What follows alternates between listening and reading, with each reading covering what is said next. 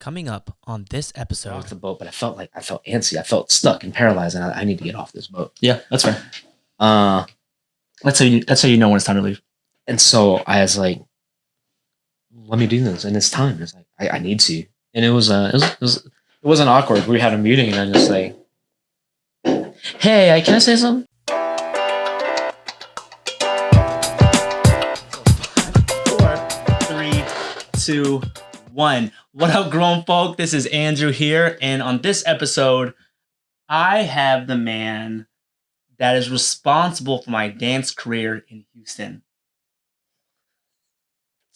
That's true. You opened with that? You've heard the story. I've heard the story, but this is like, I don't do well with compliments. But thank you. But that's I don't want to say compliment, but I mean like that's a high honor. So thank you.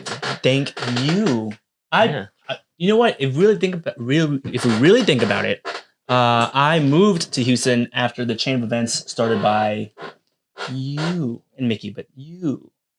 Wait, what do you mean? Like, well, because you gave me my first teaching spot in the studio, right when you were there, right? Having never seen me dance, which is hilarious. I'm not sure. I did see you dance. You never seen me choreograph. I've never seen you choreograph, but I've seen you dance. Like I remember seeing like videos and shit of you. Oh, not like, like I was like a fan or anything. But I just remember like, oh, okay, no, who's this guy? Oh, cool.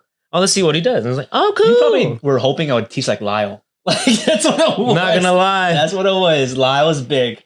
It had definitely did, because I was like, oh, he's from the East Coast. Lyle's from the East Coast. He probably picked up some of his steez, or he picked up Lyle's steez particularly, but they grew up in the same area. The foundation's the same, yeah.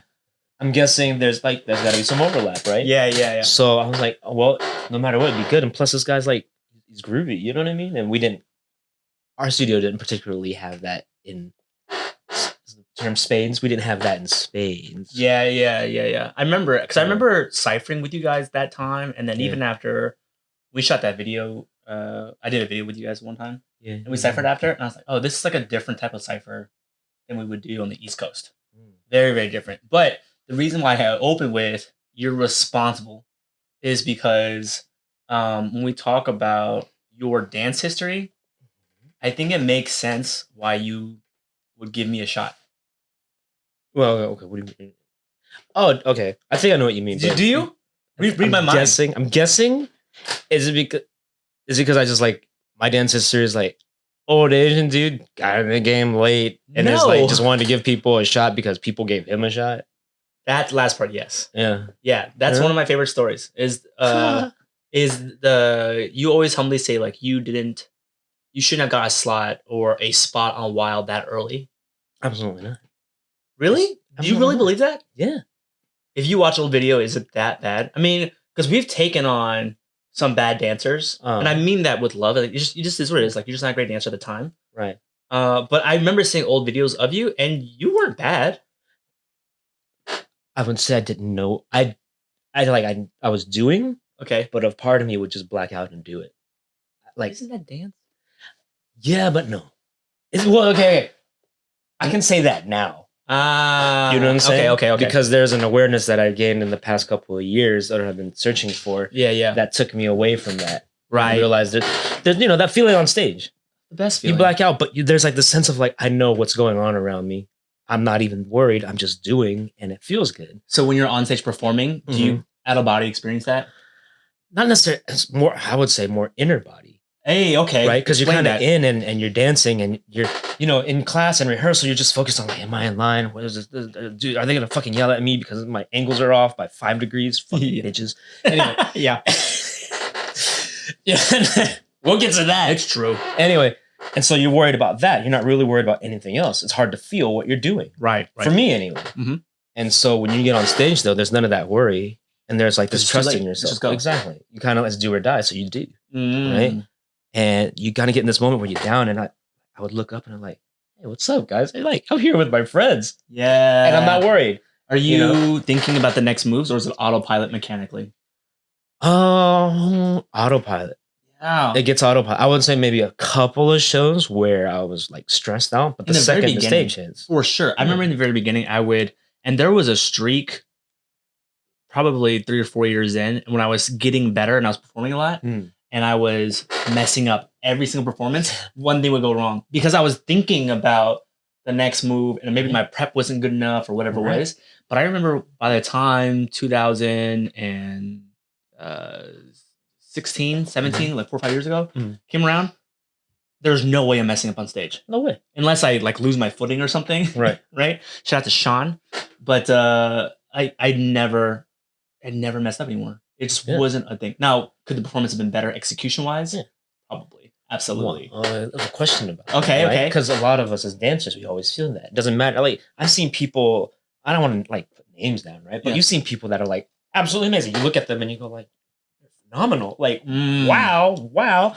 And then they walk off and they go, and they were in it. As soon as they are done though, they walk off and they're like, no, this could have been better. Right? And we got used to, I got used to that. Yeah. And then one day I just like, could it have been better? Honestly, I always give everything I can. So I don't think it could have, like, I could have practiced more, but in that moment, I know that I gave everything I could to it and it could not have been better at that moment. You know what I'm saying? I agree with you, but I think that is more a point to you being a veteran dancer.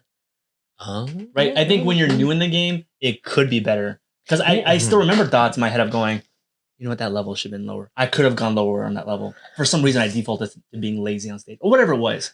But okay. So my question with my point to that is that is a true feeling. Like, right, and when you're new, it could have been better, right? Right. But in that moment, like if you went back to talk to Ton, right, and like, hey, you about to kill this, right? You wouldn't be like, no, I think I'm gonna hold back and be a little lazy on stage. You wouldn't. Nobody says that. I mean, no one wants to be lazy on stage, but I feel like there are times when you just make weird decisions on stage sometimes. Like, you know, we have that rule, like if you never did in rehearsal, don't ever do it on stage. Yeah. Right? Agreed. But that happens sometimes, especially to newer ones. And I remember that happened to me once, and I was like, why did I do that? I've never done that. What do you mean, like a little freestyle moment where you try something new? Freestyle moment, but like, let's just say, like, I mean, this is so minuscule, right? But like, you know, the angle is here, right? But in the performance, for some reason, you were here. And you made a conscious decision to like do this instead of do this, right? And, but you know you decided that. Maybe. I just sucked. That's what it was. No, that's what it was. But that's like, I don't think so. I think in that moment, it feels like that's what you were capable of in that moment. You have to also consider what you're going through. It's not that you didn't practice it, not that you didn't want to, but now you're on stage. Not only are you brand new, you're dealing with the pressures of being on stage for the first time or first few times in front of your peers. This audience is different. Yeah. So if you're not used to it, your body changes. So this reminds me of this. One of my students, she goes, you know, I was watching it and I was like, so I tell her, what didn't you like about it? Because I need to see what she doesn't like, right? Right. And she goes, well, it felt like moments I couldn't go full out. Okay. And it's like, what were those moments? She goes, well, I felt nervous about the choreography. So it's not that you couldn't go full out. You were just nervous. So you're second guessing yourself. Right. So it's not the capability of being able to give it your all. There's like, everyone wants to give. I think most people want to give their all to everything, right? Yeah. But there's like this, like, are you sure? And it pulls you back. Yeah. And so this becomes like, oh shit, am I sure? Maybe. Right. Hesitation. Right. Yeah, I get that 100%. But I think that's just you being a mature dancer now. Yeah, well, then what does that mean? I mean, mature in your body awareness. Like, I'm not gonna shower you with compliments, just hugs and kisses, okay? But I'll give you a couple right now. Like the compliments, not hugs and kisses. There are a few people. There are a few people that I think have the body awareness that you do, and have spent the time to learn their body like you do. And it's amazing how you know your body, but not how awkward your face is. You see me staring off and shit, right? I'll give you that. I want to give you that. Thank you. I will accept it. So why do you think you spend so much time on your body? Is that something you've always felt about me? No.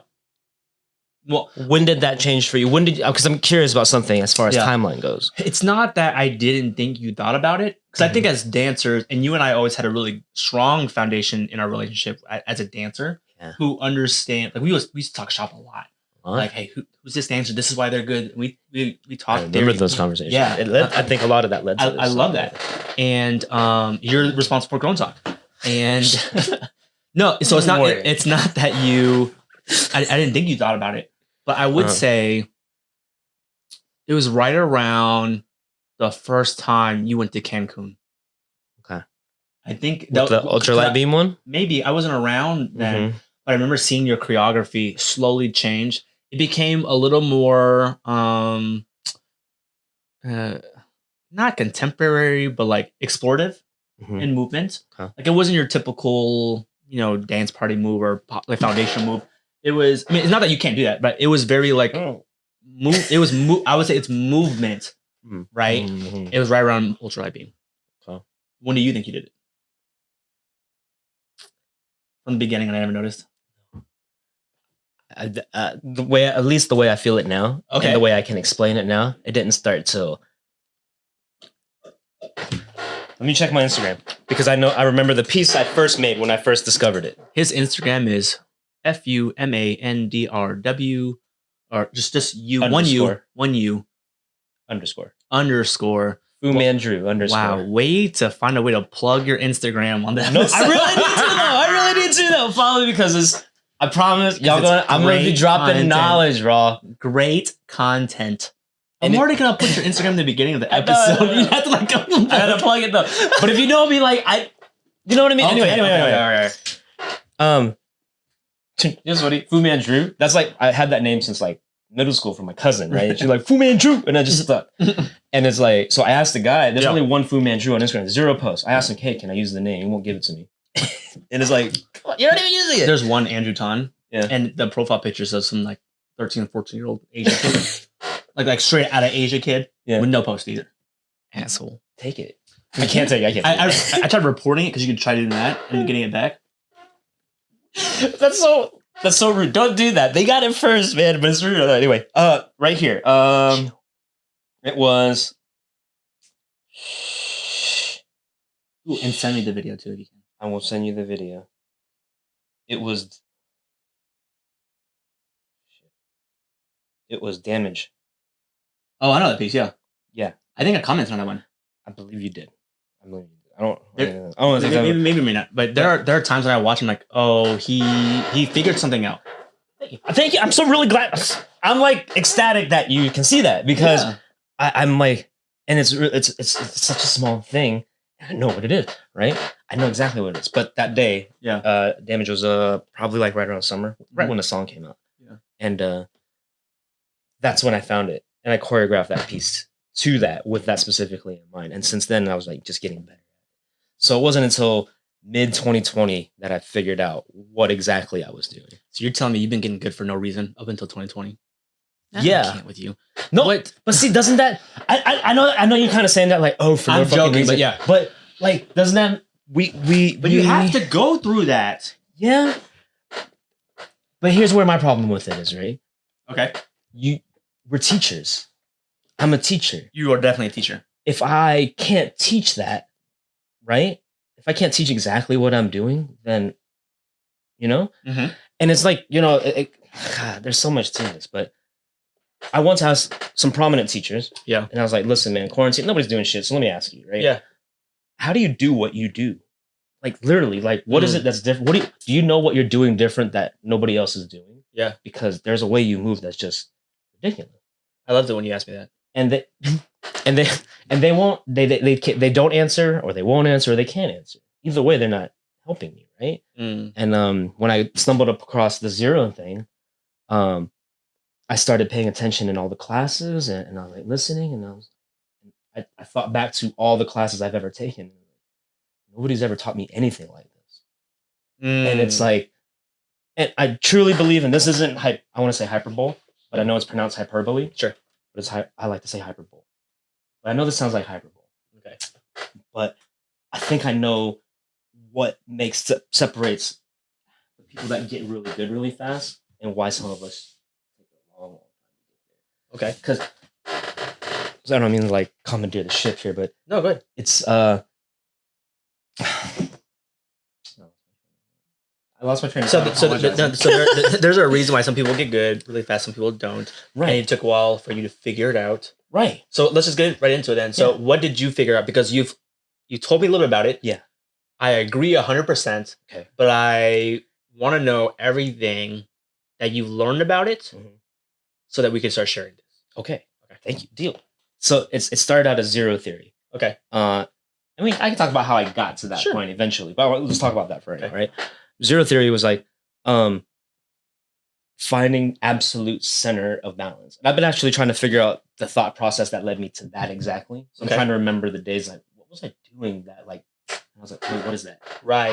How did I come across it? Because it wasn't something that I was looking for necessarily. I mean, I was looking for it, but I didn't know what I was looking for. Mm-hmm. You know what I'm saying? When you say that, do you mean like you were looking for the next wave of your dance evolution, or what feels good, or I was looking for what made the greats great. I could watch people, and there's like the whole upper echelon of dance choreographers, right? You watch them, and there's some people that are like phenomenal, and you're just like, no, they know. Yeah. And there's some people that's choreography that's really, really good. So there's choreography that's like really, really good. Yeah, yeah. But there's something off about it. You're like, it's good, but it's not like the movement quality. It's something missing, right? Movement quality. So then when you say that, right? Yeah. Sorry, man, touching. No. When you say that, it's automatically movement quality. Everyone go, movement quality. It's a little off. But you gotta know why. But what is that? Yeah. What is movement quality? And it's like, wait, and then this kind of leads into, but I was asking myself, what's my movement quality? Because I know I didn't like watching myself for a long time. Yeah. I would watch and go, yeah, I know something's off, but I can't find out. Like it doesn't. Sorry. It doesn't feel like I know I'm doing well. Okay. But it doesn't feel like I'm at my best. What's missing? And nobody could tell me what. And everyone gives me good advice, but it's just kind of like, think about it this way, right? If you ask me like, hey, where's the nearest corner store? I go, oh, it's over there. And I just walk away. You look over there and there's like a fucking maze in your way, right? Mm-hmm. So it's like, okay, I know it's over there and I'm not wrong. There's a sign, but how are you going to get there? Yeah. That's what a lot of advice is like. Well, a lot of teachers are like. You just call it what it is. Yeah. Yeah. Mm-hmm. And it's not their fault. I mean, because it's how they were taught. Yeah. And then they just kind of left to their own devices. And so the thing is that led me to zero was like, people give all this advice, and then what happens to the people that don't get it? Right? Because there are a lot of people. Yeah. You see them go through, and they're like the kids and the people that just walk in and like, I understand it's completely, and they're killing it. Yeah. Then you see the people that struggle. Uh-huh. And like anybody, if you keep going at it and you just never figure it out, you might lose, motivation. So what is zero theory? It's absolute physical, the source of physical balance. Okay. The absolute center of it. Okay. So I learned to identify it. Yeah. And I learned to power it up so that it encompasses the whole body and how it affects movement. It's not, and the deeper I dove, it wasn't just dance anymore. I use it for my posture, and then I use it for my gym. Yeah. Look, gym. When I activate my zero, and I'm like actively thinking about powering up my posture properly, my workouts have productivity has just shot through the roof. Yeah, I've gotten more results since I've done this in the past, I'll say 8 months. Yeah, than I have in the last 4 years of working out. So, what is the difference between zero and your core? So when you say core, what image comes to mind? If I say, hey, I want you to engage your core, what's your thought process? To me, it was always like the rings in a tree getting tighter. In me. Okay. So that's how I would do it. So it's not just really good explanation, but like, there's a certain level of stacking on top of each other, all your elements and your joints, but it's really just a compression, like a squeezing. That squeeze right there, right? Okay. So how do you know that everyone defines it the same way? Oh, they don't. We don't. They definitely don't. The only reason why I know that is because I had a personal trainer in LA. No big deal. Wow. Obviously didn't work. Yeah. And I'm just kidding. He was great.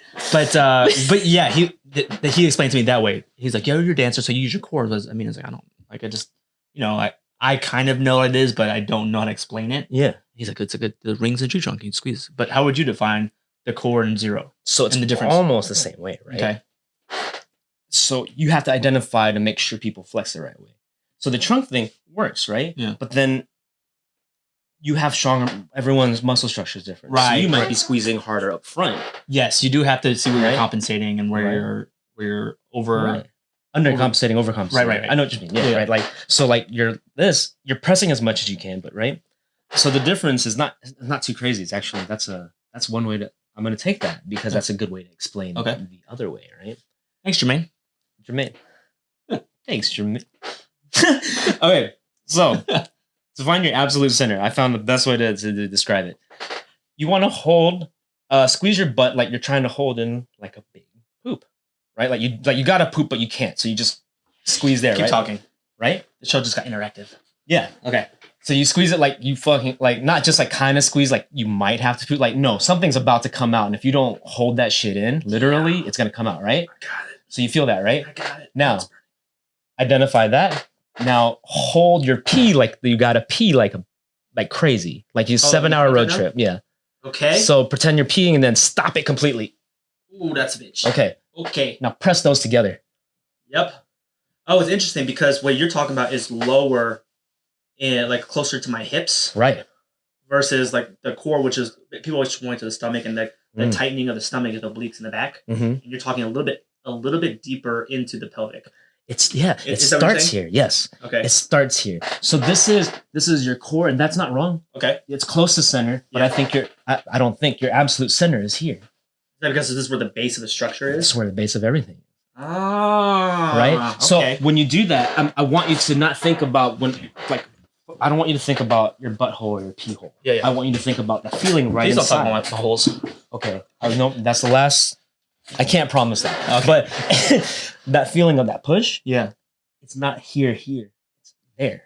So when you're pushing into it, it feels like this, right? That is one thing I've learned over time is the activation of the core or the muscle group is very rarely one muscle. Mm-hmm. It's the front, the back, the side, everything. Mm-hmm. Absolutely. And it's not. And everyone's workout advice or dance advice is actually solid, but we all interpret it differently, right? And we all think about things. So if I say move your arm out here, most people are thinking about their arm. Let me see my hand. My hand is here. They're thinking about their hand and not their shoulders, the front, and the back. Yeah, right. And if they are, it's like secondary. They're thinking about their hand here first, right? Or just the front of it. Right? So when you imagine it, you're imagining your face, the front of your shoulder, that. You need to imagine the back of it, the inside of it. Think about moving your bone and imagine your bone. Is this why when contemporary and ballet dancers make the crossover to hip hop and they finally figure out the groove, right? Why they're so good? Yes, absolutely. Because Tay's kind of like that. I'm like, why is Tay's movement quality so good? And it's because I think she's trained. She's trained. Yes. Like bar technique and all that. Absolutely. But then why don't we do that? Because I don't know. Okay. I don't know. I haven't thought about that. Why don't we do that? Why don't we? But let me ask you that question about when they do that bar. Yeah. Is that all it is? Is it just because they've done bar for 5 years? Well, what's that doing to their body? Yeah. That's what you have to ask. Mm-hmm. It's not. Those techniques are like roundabout ways to get to that. If you train, so all that stuff works, and all of ballet training it stems from there. But then you see I don't want to go too roundabout here because there's a lot of stories. I've thought about this a lot, and I've tried to pull different various proofs. And luckily, I'm at a studio, and I have access to dancers of every background, so I can see like you've had a lot of training. I can see why you can see right away who has training, right? Who has classical training. So what do you see? Right? Then that's the question of what do you see? And then why aren't we emulating it? Why aren't we teaching it? The first thing you see is external extremities. Right. So you can tell somebody's trained by how, not even tight, but how straight their limbs are a lot of the times. Mm-hmm.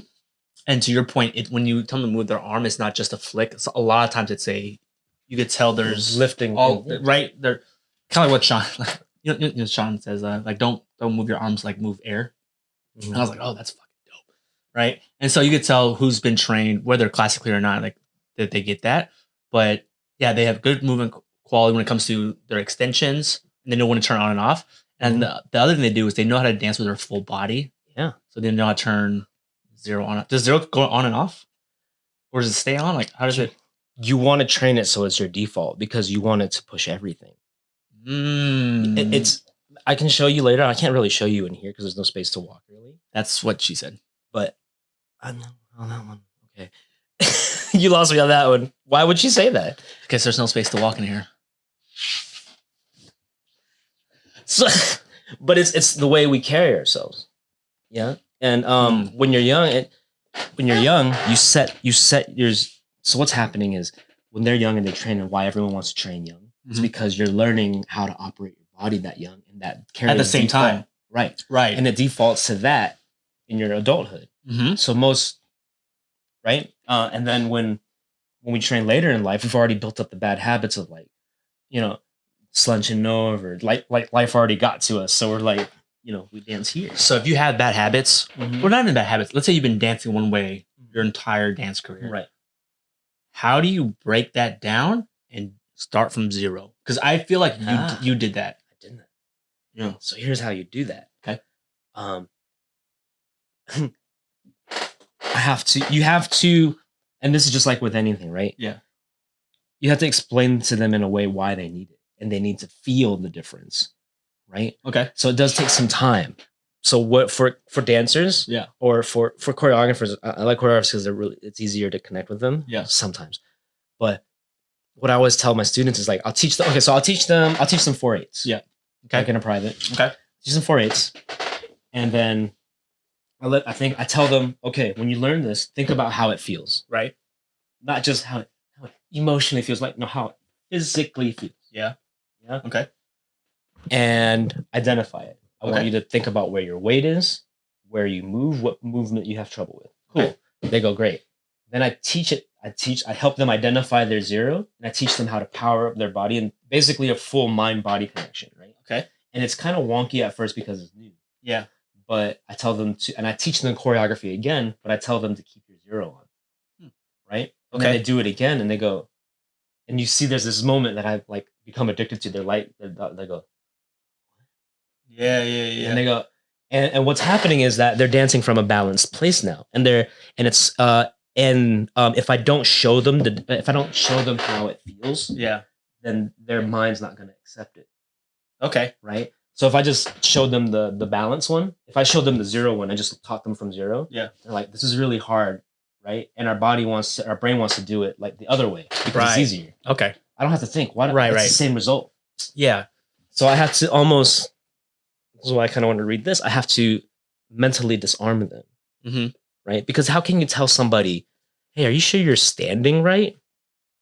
I've been standing for 33 years now. Yeah. Like, yeah. Why? What? Of course, that's almost an offensive question to ask. Do you know how to move? Who taught you how to learn? Who taught you how to move? I don't know. Right. Like, right. It's like, right. And these are questions like, what do you mean? Who taught me how to learn? Yeah, you're Galileo for dance right now, dude. What do you mean? Well, you're like bringing this concept, which isn't entirely new, but articulating it in a way that's showing it as fundamental. Absolutely. Right. To your point, it's if you do it when you're young, you use it as a foundation, and then you have it with you. Yeah. But what you're having to do lately, and what I would agree with, is a lot of reteaching or unlearning and then teaching.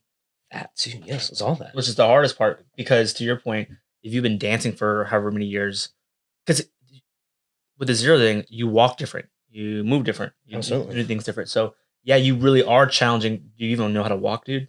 Yeah. and I know that sounds like, what do you mean by that? And say like, hey, how's your posture, right? Everyone says, oh yeah, it's bad. I know, I'm working on it. Yeah. Right?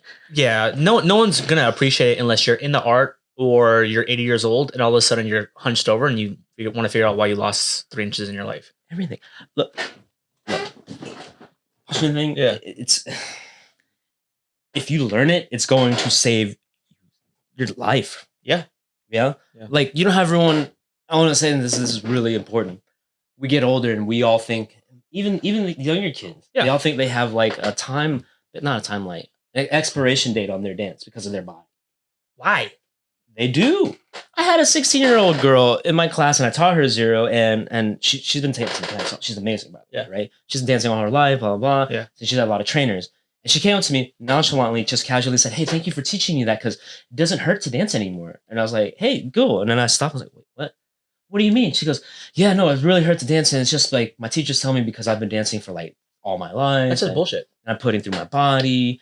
And so, I just want to do as much as I can before I'm like 25 when my body falls apart. And I'm like, you're 16. 25? That's what she thought.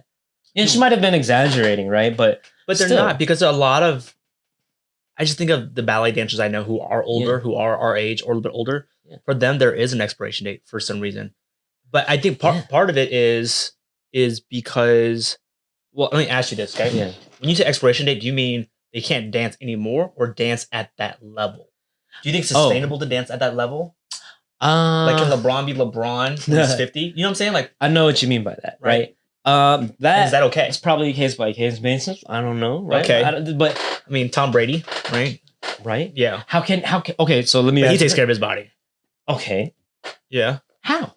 What's he doing different? Everyone thinks it's diet, exercise, right? Everything. But a lot of people diet, exercise, and do all the things he does, and yet people work out in the gym, and they're like, there's joint pain. I had joint pain for the first 3-4 years. Yeah. And I thought I was like, I'm just working out really hard. And I would tell my trainers about it. It's like, yeah, that's normal. Just got to rest. Yeah, you're just sore. Yeah. Right. But then, like, I found this and I applied it, and I was like, yo, my squats don't hurt anymore. Yeah. At all. Mm-hmm. Like, at all. Yeah. All those other lifts that I were doing, it makes more sense now. And even though it's not no fault of their own. Yeah. Right. They gave me all the advice and I was doing it. But they can't feel what you're feeling. They don't. They'll never know unless you're hooked up to like some electrodes or something. No possible way. Yeah. And then when you look at something, the form matches, and we're trying to match a picture in our head. Yeah. But if you're not looking for where their balance is, even if it's just this. Yeah. And this. Yeah. There's a big difference. Yeah. I think T said it great. She was like, we could do the same move and look exactly the same and use different muscles. Right. Right. Actually, I'm curious about that. Yeah. Then how do you combat that? As what? As a dancer? Teacher, as a dancer, right? Because the only way to do it, because everyone we can do the same move, right? But there's always, I would take T's class and no matter what, I'm always just kind of getting close. Yeah. Even though I'm on my zero and I'm moving from there. Yeah. Hers is a little, right? And she uses it differently. Yeah. I'm trying to find out how she uses hers, because she's like, T, you're a perfectly balanced lady. Like when you dance, you just, It's really good. Her new piece was. So we want to find out, how do you teach that? Right. And then it usually just stops there. See, I think that's why you are a good teacher. I think it's because you teach beyond the 5, 6, 7, 8s. You have to. I agree. Yeah. I don't get into it as deep as you do. And I like to think I'm like a decent teacher. But you're a great teacher. Thank you. As far as structure and everything. Thank you. But what I teach and also what I don't teach is intentional, because I'm trying to do certain things with my time. Right. But I feel like with you, you're one of the few who. Let me ask you this: have you talked to Keone and Mari about this? No, because I feel you're getting into the realm of dancers or athletes type kinesiology, knowing the body, physiology, all that type of stuff. And I know they're athletes. I mean, look at them; they work out like amazing. And I'm curious because I mean we've all taken. I'm pretty sure they've taught other things too, right? Yeah. Maybe I haven't taken a class in a long time, but are they teaching that? Are they teaching the move from that place? I would say secondhand, yes. Just right. People who've taken their building block 101s and they've told me some things, but I don't know how they're wording it. I'd be interested if you just talk to them direct and just say, "Hey."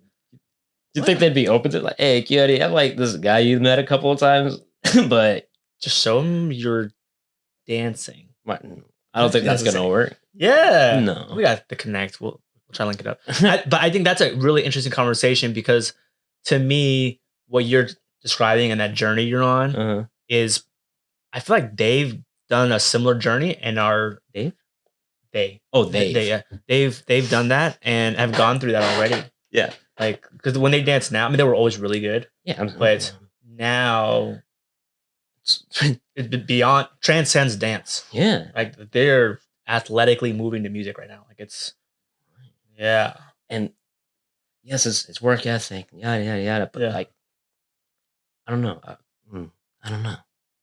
I wanna figure it out. I'll figure that out. Well, maybe we'll talk to them one day. No, it's good. I'm glad you're day. doing that work. I'm glad that you're actually trying to share and teach it, because there's that saying that practice doesn't make perfect; it makes permanent. Yeah. So if you practice the wrong things and because they feel good or like because they make you look good doing it. Okay, that fine. You might look right doing it, but you may be hurting yourself in the long run. Right. I actually really like what you're saying and what you're doing. Thank you very much. Yeah, man. What you're a great teacher. Thank you. Compliments. All right. Just buttering you up, Lobster. So no, that means a lot to me because like it's important, and I want to take this opportunity to say like the reason for that isn't necessarily is not in the is because yes, I want to get better and I want to understand it because ultimately I have to teach myself. I got to a point where I felt like I wasn't getting as much from outside teachers. I was like, oh, what am I missing, right? Because none of them could tell me. Yeah. So I was like, it's always roundabout answers, but also because I knew the better I got at teaching, I teach a lot of kids riot, right? Yeah. Specifically riot. And it's like, I have to break it down so a child can understand it. Yeah. You have to. I remember this quote. I forgot who said it, but he said, if you can't explain it to a child, then you don't know it well enough. You don't know it, yeah. Right? And so I was like, okay, well, I kind of took that like, okay, no, that's right. That actually makes sense. Because if you really knew it, you should be able to explain it. You should be able to, and that was just coming from like scientists where they were talking about quantum theories. Like, well, if you can't explain quantum theory to a kid, then you don't know it. That's 100%. That's why Neil deGrasse Tyson's so good. He breaks it down. Yeah, he talks to you like, anyway. Like a child. Yeah. Like a child, but like in like encouraging. Yeah. So let me ask you this then, because when you teach differently than other teachers do. I think we all teach differently, but I feel like when you're in class, you're so 5, 6, 7 is so far down your priority list of takeaways for that hour. Am I wrong? You're not wrong. Okay. So when did that happen? Because you weren't always like that. Sean's class, 2015 or I can't remember when Sean taught at the studio. Sean Evaristo. Yeah. There was a moment in class where he took us to this thing. It was like a 3-hour thing, and it wasn't just dance. And it was like, of course, it's Sean, so I'm like, dude, let me soak up everything. Right? Was this when Dewey found out about his dad thing? He made the connection with his dad. I'll show you this later. I think so, possibly, because in that class, he had us like it was almost like group therapy. Oh, okay. Yeah. And he was teaching us all these other things. I mean, I don't think we even learned choreo, right? Yeah. But he taught us to move, and I remember we were moving. I remember this exact moment. We're going across the floor, freestyling, whatever, and all of us get to the end. And I turn around, and the room is dark, but there's sunlight coming through the door. Sean Evaristo's freestyling right in the middle of the room. Beautiful. And just looking at him, and all you can see is shadow, and it's the sunlight where it's like blue light when it comes to. You know what I'm talking about? It's more like the skylight. Yeah. And I had no control of it. I just turned and just took a deep breath, and I started fucking crying, like tears. I was like, "What am I seeing?" Right? It's not the first time I've heard that. Yeah. Not Sean specifically, maybe, but like Sean was around in creating the environment for people to cry. Yeah. And I remember. I was like, this is unlike anything I've ever taken. I didn't know you could do this with dance. Right? I didn't. Yes. And maybe, definitely not what we were doing at the time. Yeah. So I saw that, and I was like, I need to do that. That's what I want to give. Yeah. Because that's the emotion I tap into easily. So I was like, no, I don't want to. It gave more meaning to what we were doing, which is what I was doing. And you want to share that. Yeah. Because I was like, and here's my thinking, right? I was watching it and I was exposed to this is like my whole life. If I see something cool, I want to share it with her. Like, yo, look at this cool fucking thing. Yeah. You need to see this. That's my whole life. And so when I found this cool thing, I was like, yo, I've been dancing how long?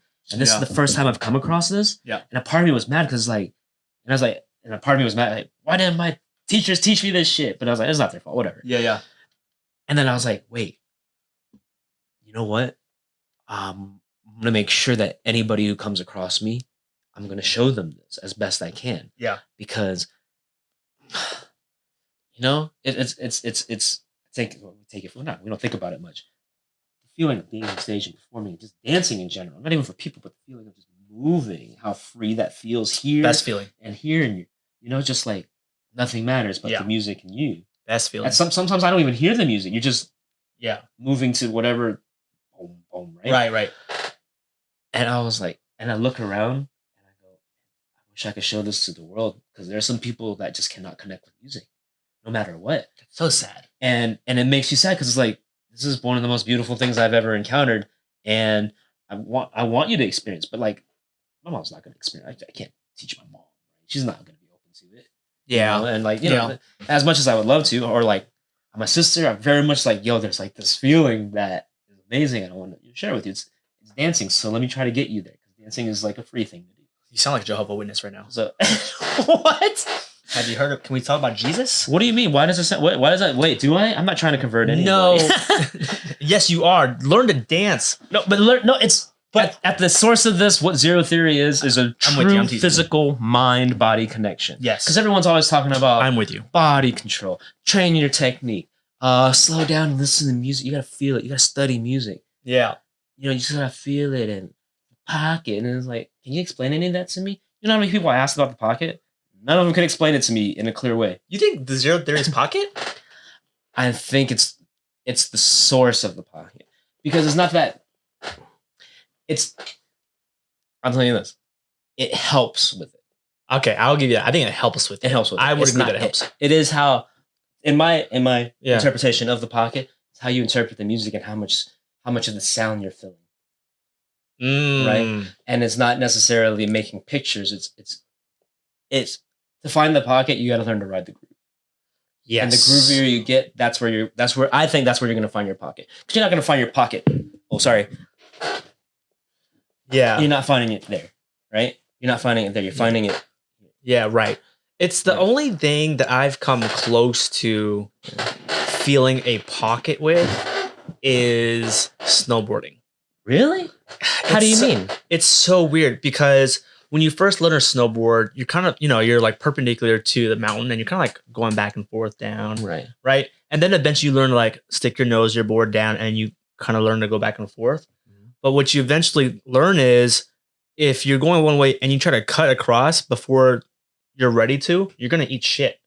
Right. Mm-hmm. So you got to like complete your turn at your carve and then you're good to go. And then you can pivot the other way and then you can pivot the other way. And so you can't just like force the turn. So that it's very rhythmic that way. And I remember snowboarding and finally figuring out and be like, oh, okay, like that's what I get from it. Yeah, it's like because if if you're doing this and then it's the other way, no, it doesn't work for dancing wise. I mean, it just doesn't. It might look nice, but it doesn't feel nice. It doesn't feel the same way as when you're in this, right? You know exactly what I'm talking about. So now. Yeah, I mean you've always had like your own groove, your own pocket though. Like the way you hear music is, I think you're really good about. Your pocket was different than like a bounce pocket, at least initially. Your pocket to me was understanding that a snare wasn't just it was a that line of the snare, and then I felt like you figured out where on that snare to hit and how hard and when to release and all those different elements of it. No, that's what I'm saying. I feel like dance wise, you've put a lot of things in. And you've been unapologetic about it, like your directorship with Riot, or even with Wild. I feel like you took a lot of risks. Yeah, it's more fun that way. It's just more fun. But did it feel like risks when you were making some of those artistic choices? No. I guess I wasn't thinking in terms of risk. It's more like, do I want to do this or not? Is it worth the effort? Really? Yeah, like, is it worth the effort to do this? Also, Beam is the first time I've seen you stage something different. Yeah. Right? So when you're making that decision, that choice, because some people want to choreograph something completely out the wheelhouse. A lot of people are full of shit and they go, oh, this is different. I'm going to try something different. And it's the same shit to different music. Right? I'll say it. I don't give a... Why should that not be you? It's cool. No, it's not. Be real. Like, if it's the same, it's the same. And that's okay. But don't... You know what I'm saying? Like, don't put an egg... in the cereal box and call it cereal. I don't know. Like I'm hungry. I don't know. Are you? No, but you know what I'm saying? Like it just is what. But with Ultralight Beam, there was a clear difference in movement. Yeah. You know what I'm saying? Like you weren't doing this anymore. Yeah. Right. There was you're going through music and beats, and so when you're making a conscious decision to move differently and then stage it for a competition, you know what is going through your head then? I would say for that one, Yeah. when I made Ultralight Beam, it was a change in where my choreography came from. Same more. It wasn't necessarily. I wouldn't say it was a risk because I wasn't thinking. Sorry, I wasn't thinking in terms of that. Okay. I don't think I was anyway. That's when I started creating from an emotional place. Oh, okay. Yeah. Or I leaned deeper into that, right? And that was thanks to Sean. It was like right after that's when around when I made Ultralight, right? Makes sense. Yeah. And putting it on the team, yeah, it goes back to the whole look. And I truly believe this, and this is probably maybe it's a reason or an excuse for my procrastination when I choreograph. But I truly believe that the work I do right now is going to be better than anything I've ever made because I'm always going to give my absolute best. And if I'm getting better every day, yes, it should be at least one day better than my last work. Like that, yeah. Right? Yeah. So I was choreographing, I'm like, shit, I can't do anything. And then Monday is like, when I have to teach, that's when everything comes out. Because I know like this is the best I can absolutely give. But when I'm like choreographing week before, it's like, is this my best? It's like, probably do better. You know what I mean? Yeah, I see what you're saying. So you own it at that point. I was owning it at that point. Yeah, that's a good way to look at it. Yeah. Okay. I was owning it. And then setting it on the team, I just felt I was like, you know, when something comes from an emotional place, for me in any way, it meant more. And I was like, no, I want to share this with everybody, not with my team. But I also think if we bring this to a competition, nobody does this for competition, right? I mean, I want to say nobody, but it wasn't cookies. common. It wasn't common, right? Like 2 teams maybe did it, but it was so outside of it was so different than anything Wild had done up to that point. Yeah. Right. Like, I forgot I could move this thing. Yeah. I was like adjusting to it. Yeah. It's so different. Like when I look back at like iconic sets, like Pass That Dutch or that was a good one. You know, or Batman. Yeah, that was a good one. Like a great set. Ultralight Beam is so different from those. How was it received? What was the feedback? And how did you take it? I was really proud of that work. Okay. I am really proud of that work. Yeah. I didn't take it well because I don't take compliments well. I just kind of couldn't tell. You suck at it. I'm trying to. I am You're trying the best at being the worst at it. Thank you. Hey, I'm the best at something. Yeah.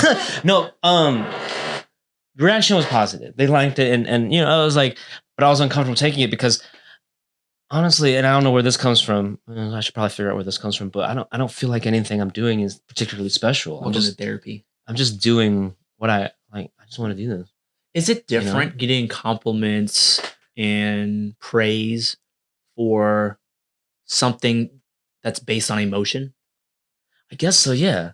Because it's like it's a natural thing. But then at the same time, maybe that's what we need. Hey, like, is that the more real thing? Like you know, when you create like a swag ass piece, right? Mm-hmm. Extra sauce, king shit, right? King shit, yeah. Your video king shit, like in your piece. Like, I don't think. Oh, that one. Yeah, love that piece. Thank you. Right, and people give you props for that. Like, oh yeah, that's fire emojis. Yeah. That's one thing. But then when you get praise for something like Ultralight Beam or Riot school shooting set, yeah, like how do you take that? I think the main thing behind it for me is I'm just glad people saw it and that we were able to do it, and that it wasn't a complete failure. You know what I mean? I was like, we're just trying because it's like I always think like this. Am I gonna regret not doing it? Have you ever had an artistic piece or set or something that did not pan out? Yeah. For real? Yeah. Give me an example of one. There was one with Riot, and it didn't pan out the way we thought. We thought it was a great set. Yeah. And I was happy with it. Okay. Honestly, I was pretty happy with it because at the end of the day, we didn't place that year. Okay. Yeah. And I know the kids were really upset because we were like on this like 6-win streak or something. Yeah. And so they all felt like we broke. Yeah, those kids suck now. Yeah. No. They're beasts. And so I remember going out and I was like, hey, it's cool because we did exactly what we wanted. And they really liked the set. Like, it felt really good. But that was my regret for that is like, I wanted them to succeed with that. Right? It's, you know what? Let me ask you this as a not even as a teacher, but as a coach, right? Directing kids. I'll answer two questions. First one is, would you say that you've gotten better as a director for kids? Absolutely. Because I remember hearing feedback years ago that you were hard on them. You know, you were direct with them and in a way that maybe, you know, kids weren't ready for yet. But I would say more recently, I feel like the art has taken over. Absolutely. So in your mind, like, how have you changed as a director? Or evolved, I don't know how you want to word it. It's thanks to that Sean thing. And this is the driving force behind all that is I want to be what I needed when I was younger. Right? Yeah. Like, because when I look at some of these kids and I'm like, you know, what do these kids need? I want to be the best I can for them, right? Yeah. So they've changed over time. And in the beginning, right, it was just like, I didn't know what I was doing. Let's just put sets together, figure this out. And let me do what I can. And all of that, the mean things, that came, yes, it's for me, but we also, I know it sounds like shifting the blame, right? But it's how we were taught, right? That whole Hell Week, cutthroat, this is what it is, do this or not, right? Yeah. And then you get caught up in that. I know there's a whole thing about, and those were like toxic team environments where it's just like, you know, if you're not killing yourself for the team, then you're not really down for the team kind of vibe. Yeah, it's definitely like OG gang shit. Right. And it happens and people burn themselves out, and that's kind of like what we pushed. And then at some point, I was just like, man, like, I don't like this. I don't like Hell Week can kiss my ass. I never want to do it again. Yeah. And I couldn't do that to the kids because I feel like a hypocrite. So I changed my ways at some point. I can't remember exactly, but it was a lot more empathy. I was like, this is not a good way. Because I remember making some kids cry. You did, dude? Yeah. I'm going to call you on the podcast, but dude. It happens, man. It happens. I'm going to throw somebody else under the bus. No, I'm just kidding. But, you know, it was just like, no. And it was very like to the point. It's like, no, you're good. You got to go. Bye. Yeah. Very much that. Right. Anyway. But you've learned.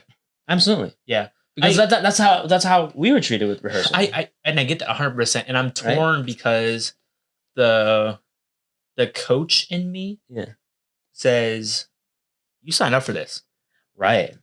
Not you didn't sign up to be hazed or to be treated wrong, but you're here for the work. You here for the work. You signed up for this, and we put blood, sweat, and tears here. I'm not going to ask you to do it, but you know, like you should want to put the work in, right? If you want to be here, because your teammates depend on like all this other stuff, right? Yes. And then part of it's like these are fucking kids, and the competition piece of it is so weird because we go for broke for first place. Yeah. And then at the same time, like I'm not gonna call anybody out. Yeah. The last couple of WAs I've been to, I was like, where are these judges?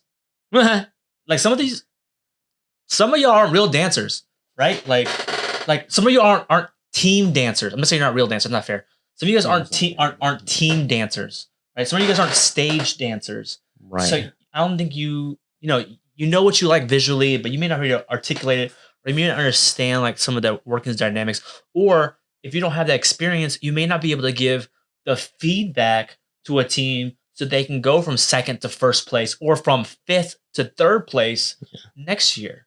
Like that's not fair to the kids. And so when you're like, yo, we did what we came to do. Yeah. I'm at a point in my coaching, I'm like, yo, if that's what we wanted to do, that's what we wanted to do. Exactly. That's dope. Like, thank you. Yeah, like when like that school shooting set, I remember almost everyone being like really nervous about it. Yeah. It's heavy. We wouldn't know if it would. Right. And it was right after like the string of shootings. Yeah. And RI kids are so mature in their dancing and their personalities. And I remember telling people like, yo, I think this might be genius. I told T I was gonna tell you this. I feel like you are like Elon Musk of our group. Not that you're that rich. Okay. What? Can I explain? Can I explain real quick? Can I explain? Yes. Yeah. Okay. Go for it. Yeah. Yeah. I'm sorry. I mean, it's just like that's just so okay. This is why you're Elon Musk. Why am I? Because you're awkward as fuck. He's an odd fellow. He is an odd fellow. All right. No, but here's why I think you're Elon Musk, right? Is because I feel like in the group of dancers, dancer specific, in our group of friends in our cohort, I feel like you have taken ideas that are abstract, ideas that are, brushed to the side. And I feel like you actually take time to fully explore the dance. Like when I talk shop with dancing or dancers, I don't do it a lot anymore because I just it's run its course in some of those conversations with some of those people. With you, you're so deep in that hole, that like the rabbit hole of like zero theory, movement, like all of it, like the body, right? Yeah. All these different things. I'm like, oh, I could talk about this. Like this can a continuation of the conversation. That's why I think like you're Elon Musk. You're awkward as fuck. You know what's funny? I said there's this You call point. yourself Elon Musk? No. Pretentious ass. No. Dope. It's I told myself this like maybe like 3 months ago. Okay. But I reached this point, this moment where I felt God, I'm gonna say this. I'm gonna say this at the risk of sounding like I'm insane. I'm leaving it in. And nuts. And that's okay because I truly believe it. Okay. I feel like there was a couple of 3 months ago Uh-huh. or so, sitting outside, and anyway, point is, I was really digging deep into my zero, training my zero, right? Okay. I'm like training it all the time. Yeah. But I got so close to, and there was this point and a song played. I forgot what I wrote it down, but a song played, and it hit, and it felt like what people describe as Nirvana. Dude, you went Jedi. Possibly.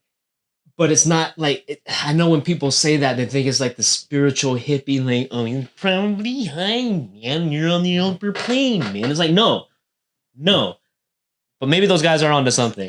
Anyway, but there was this feeling, and I truly believe in science, right? Yeah. So I was like, okay, wait, I'm here. And I was like feeling, I was like, holy shit. I felt it. And I went, wait, Andrew. Study this. What is this? What are you feeling? What is this feeling? What is this physical? How would you describe this? And I can, but I can't articulate it right now. I'm working on it. Good. But I can. It's like this. We're like, hey, there's this cool thing I found in the neighborhood. Follow me. And it's like, if it was around here somewhere, Yeah. I can get you to that point. Yeah. Yeah. I can teach you where to look. Yeah, I'll go outside. Yeah. Well, I mean, it requires a lot, and I found the most optimal way to get people there. So if you ever want, which is showing them. Absolutely, yeah. It requires. I need 2 hours. So if you're ever down one day, come ride with me. Okay, and I will set it up. Yeah, I'll show you this thing. But what I was getting at was like, when you mentioned Elon Musk, right? When I hit that Nirvana, I felt like this whole, and I still feel this to some degree. It's like I had this awareness of self and everything around me, and like it felt like everything in my brain was connected. And I was like, oh my god, dude! How much weed did you smoke? No, not that much that day. I felt like, yo, if I wanted to, I bet I could work for Elon Musk. You know what I mean? That's what you said. Yeah, I said that to myself. That's because funny. I was like, you would work for yourself. That's funny. Shut the fuck. No. He was a Starbase or some shit in the new city he has that he's building. But that's why I could move there and I could work for that guy. But that's exactly why I say I draw the parallel, right? Yeah, it's because thank you. Because he is not afraid to. And this is why I think I like Elon Musk. Not I like him. Right. I'm like him, but why I appreciate him. Yes. It's because he is not afraid to explore those things. Like if he wants to make a flamethrower, he's make a flamethrower. Yeah, just gotta figure it out. I've seen you make pieces just to move. Just throw a piece away. Like I need to make something. Like I'm gonna make something. Like I've seen you do that. Whereas some people just get this choreo block and they're just like, it has to be perfect. It has to be this. And you've been so different in your approach to choreography, not even teaching, just choreography and being like, does this move feel good? Why does it have to be anything more than that? That's why I choreograph. Yeah. You know, like for me, it's always like fun. But then, right? Okay. Where's that come from? For me? Or for you? Feel good. Yeah. The create like why do these feel good, right? Yeah. Why are these your go-to? Because it feels natural. Why does it feel natural? Because it's part of my foundation. I've worked at that, yeah. You worked at that. Yeah. Right? So then those foundations, what is that? Mm-hmm. Right? Yeah. So I kept thinking, like, what is it? And it's like, foundations, techniques. What is that you're training? Yeah. What is it you're actually doing? Why does your body automatically go to these certain things and why do they feel good? Yeah. See, but that's why we can have these conversations because I feel like when we talk shop, you and me specifically, like, I'm like, oh, I feel like I'm like 22, 23 years old again. I'm like talking dance shit, you know, because I know where my foundation comes from. I know where my movement comes from. Like I have a decent understanding of like where you redefined it for me, but like where my zero comes from. Right. Right. And so it's cool that you articulate because I didn't even know what that was. Right. Like I know what my pocket is. I know where my grooves are. And I feel very comfortable in certain things. And I know I spent a lot of time on my foundations. And you know that, like, yeah, absolutely. Yeah. And so it shows in your work. Thank you. Yeah, thank you. It shows in your work. But it's different, right? Because you said something to me that I didn't understand. I didn't appreciate. And so I moved back to Houston. What did I say? I'm sorry. I don't remember. No, you just said one thing you told me when I was a very young choreographer was like, hey, I like your stuff because you're always moving. Mm-hmm. And I was like, oh, what does that mean? And then I moved to California and everything was ISO. And I was like, I don't understand what Andrew means. Mm. And I think what you meant was, and what I appreciate was like I'm fluid in it. Like it makes sense. I like to think my stuff makes sense. And like from point A to point B, then the whole piece, it should never feel forced. Like your weight should go where it needs to go and everything. And so that's why I feel comfortable having the zero conversation. I'm like, oh, okay, I know what that is. But yeah, man, like, and I give you a lot of compliments because I'm full circle. I'm telling you right now, you gave me the teaching slot. I'm accepting it. Go ahead. No, not that. Oh, no, sorry.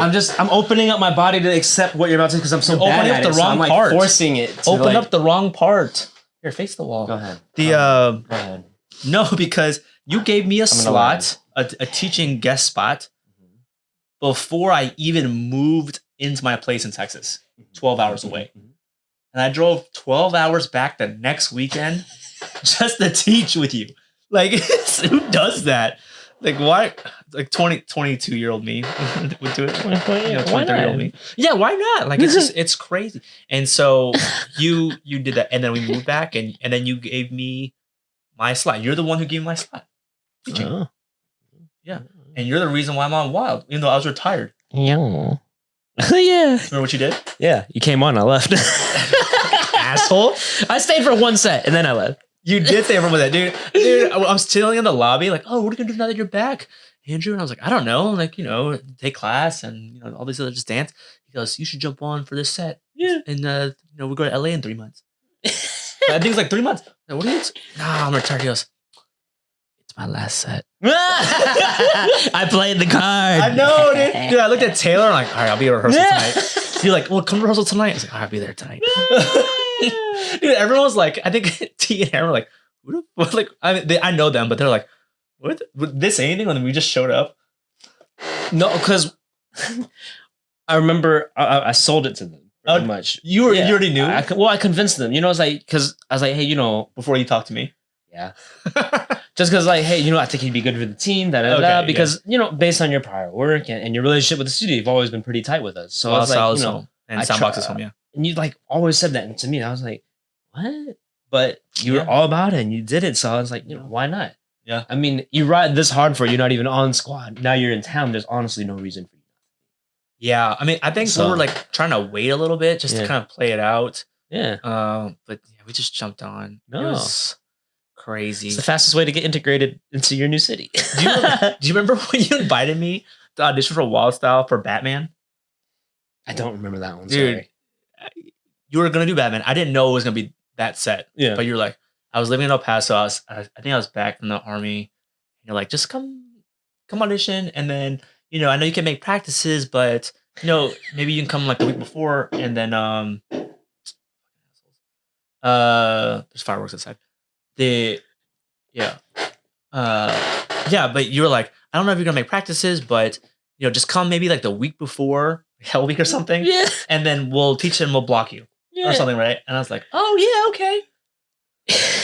Okay, when I do stuff like that, you don't expect me to say yes? No. Okay, but I'm ridiculous.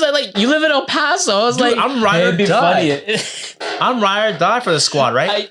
I drove 12 hours, killed that audition, made it on, and then said, I can't come back here. 12 hours too long to drive. No, I just thought it would be funny. It's like, it'd be funny if, right? But I was like, who's going to do this? It's 12 hours. Did you remember that photo we took? So when you actually came, I was like, he's here. What an asshole I am for taking you up on your offer. No, I mean, it's like, I say it half as a joke because I just think it'd be funny. Like, hey, it'd be funny. I'm a joke to you now? No. My dancing's a joke to you?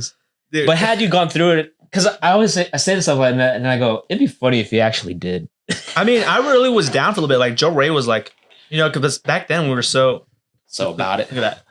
Yes. Okay, I do remember that photo. Yeah. Remember that? We were on top. I was so psyched, dude. I was like, Dance for a Wild Style. Shout out to Andrew. Look at that. Oh, we're babies. Our babies. Now you have babies. I know. Insane. What year was that? That's 93. That's well, we were both alive in 2014. 2014. Dude, that's insane. That's 8 years ago. What is time? Almost 8 years ago. Yeah. What is time? Social construct. I don't know. But yeah, man, it's cool that you gave me my first schlot. And Schlotzkis. Are you hungry? I don't know. Okay. A lot of Freudian slips for food right now. Yeah, you are. Yeah, but you told me that you're taking a break from teaching. You're done teaching? Now? Yeah. Why did you say last classes? Because I'm not. Don't hide behind the camera. I'm no longer involved with the studio at all. At all? At all. And as an ownership, even? Ownership, even. I am done. You just gave it back to Dewey and Calvin? Yes, I sold my portion of it to them. Oh wow. Yeah. So I'm out completely. Is that public? Heard it here first. Exclusive. I'll say this, right? And if you're watching, it's cool. I don't care, man. You're watching, so that's cool. Thank you. It's not a secret, but I'm not like telling the world. You know what I'm saying? Yeah, yeah. So it's like, but I'm like on here, so but like, I don't. Dude, this is just like you. I finally come on. I finally come back around. I jump a wild, you leave wild. Okay. Like now, we're doing this pod thing, and then we're talking about dance, and you go, I'm not in the studio anymore. What? This is just two different things. I know it's a pattern now. It's two different things. Okay. That's two different things completely. Wait. Why? Why now? It's a lot of things. Okay. And it has to do with it started a long time ago. I actually wanted to leave before the pandemic. Yeah. There was just a moment where I was just like, I was going through it and meeting and then the pandemic happened. And I was like, okay, well, I mean, I don't want to jump ship now, right when this happens. That would be like the wrong thing to do, right? So I was like, okay, let me get the ship sailing again at the very least, and then I'll go, right? Yeah. So I'm wading through all this, and it suddenly felt like things were kind of winds were blowing again. Yeah, and so I was like, okay, well, I'm gonna take this little skiff and go. Yeah, I think what it was is. I never talk about them. Best metaphor for it is that I don't like rocking the boat.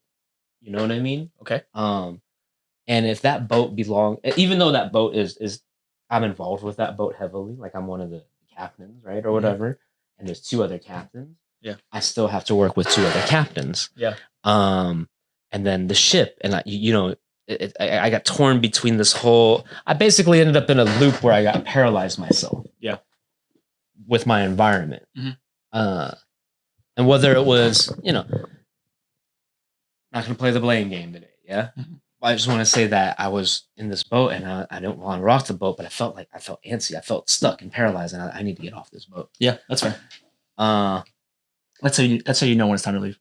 And so I was like, let me do this, and it's time. It's like I need to, and it wasn't awkward. We had a meeting, and I'm just like, hey, can I say something? That's exactly what you would do. Yeah. I think I'm done. I said exactly that. No preface, no nothing like, hey guys, I want to talk about something tonight. It was just we had a meeting, and I was just there, and I was it was one of those meetings where I was like, okay, this is where I want to be. And I was sitting there halfway through the meeting, like, I don't need to be here, and so I said, I think, and then I stopped myself. I remember this exactly. I think and I said, no way, no, I know I'm done. I remember saying that, but I stopped because I wasn't thinking anymore. I wanted them, not just them, but I wanted for myself to be like, I'm done. I'm not even thinking about it. It's all love. Yeah. It's all love, because I used to think like, man, things are different. Well, I don't know. I've changed a lot. And I found myself in a place where I felt that I wasn't needed anymore. And it hurt because it hurt because I helped build that place. And here I am. I feel like a stranger in my own home. Right? Can I ask a question real quick? Shoot. Is that when you say you don't feel like you belong? And I'll share, I've have had similar feelings in other places. Mm-hmm. So I know exactly what you're talking about. Yeah. But my question is, do you feel like you don't belong because the place has evolved in a certain way? Uh-huh. Whether you like it or not, like it's things evolve, and then you've grown in a different way, or do you feel like you don't belong because the direction was intentionally there, and then you need to jump off the boat? Is that clear? Yes. Okay. It's a little bit of both. Okay. There are things that I'd like to do, and I thrive with teammates. This is for everybody, right? Yeah. But you have to have the right team of people around you. Yeah. You have to have the right friends around you, and I just changed so much. Yeah. I'm not the same person anymore. The person I am now is no longer a fit for that space. Yeah. For me. Right. And I remember having this slight conversation, like just vaguely, right? And everyone's like, no, I don't feel that way. You're not. No, don't feel that way. What do you mean, right? And it's like, yeah, but I do feel this way. No, I don't care whose fault it is. Maybe it's my fault. Does it have to be anybody's fault?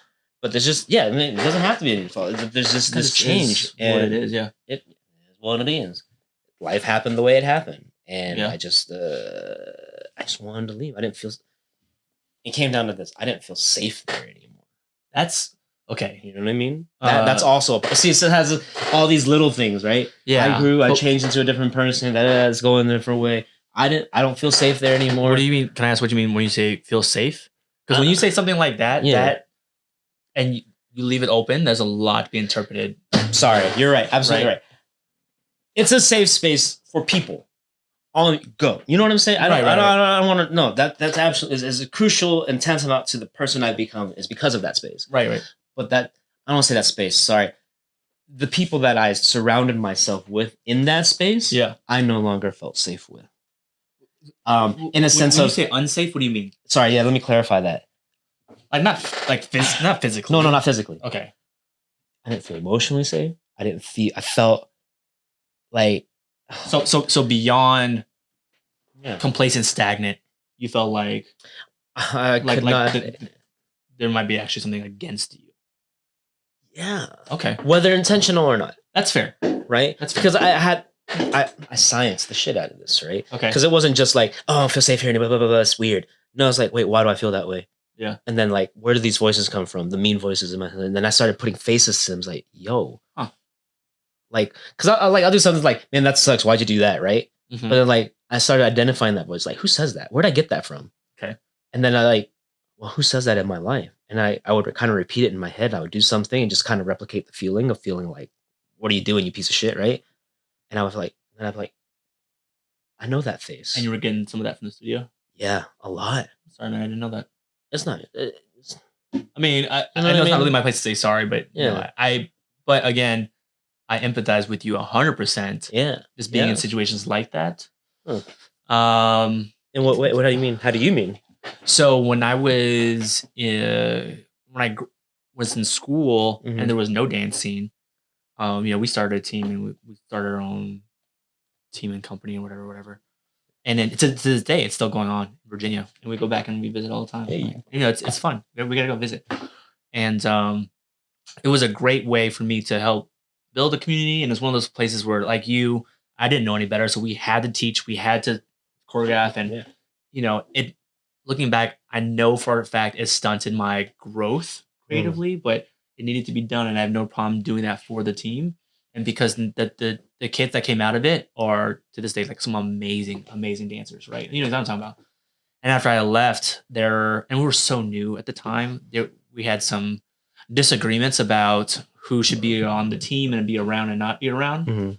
And and there's two sides to it. And so I thought we were taking votes. I voted against it, and I got vetoed on it as a founder, right? And I was like, okay, 1 of 3, so I get it. Yeah. Right? And I was like, okay, well, that sucks. Yeah. And I was like, this person's not great for us, and then they were like, well, what's the worst that can happen?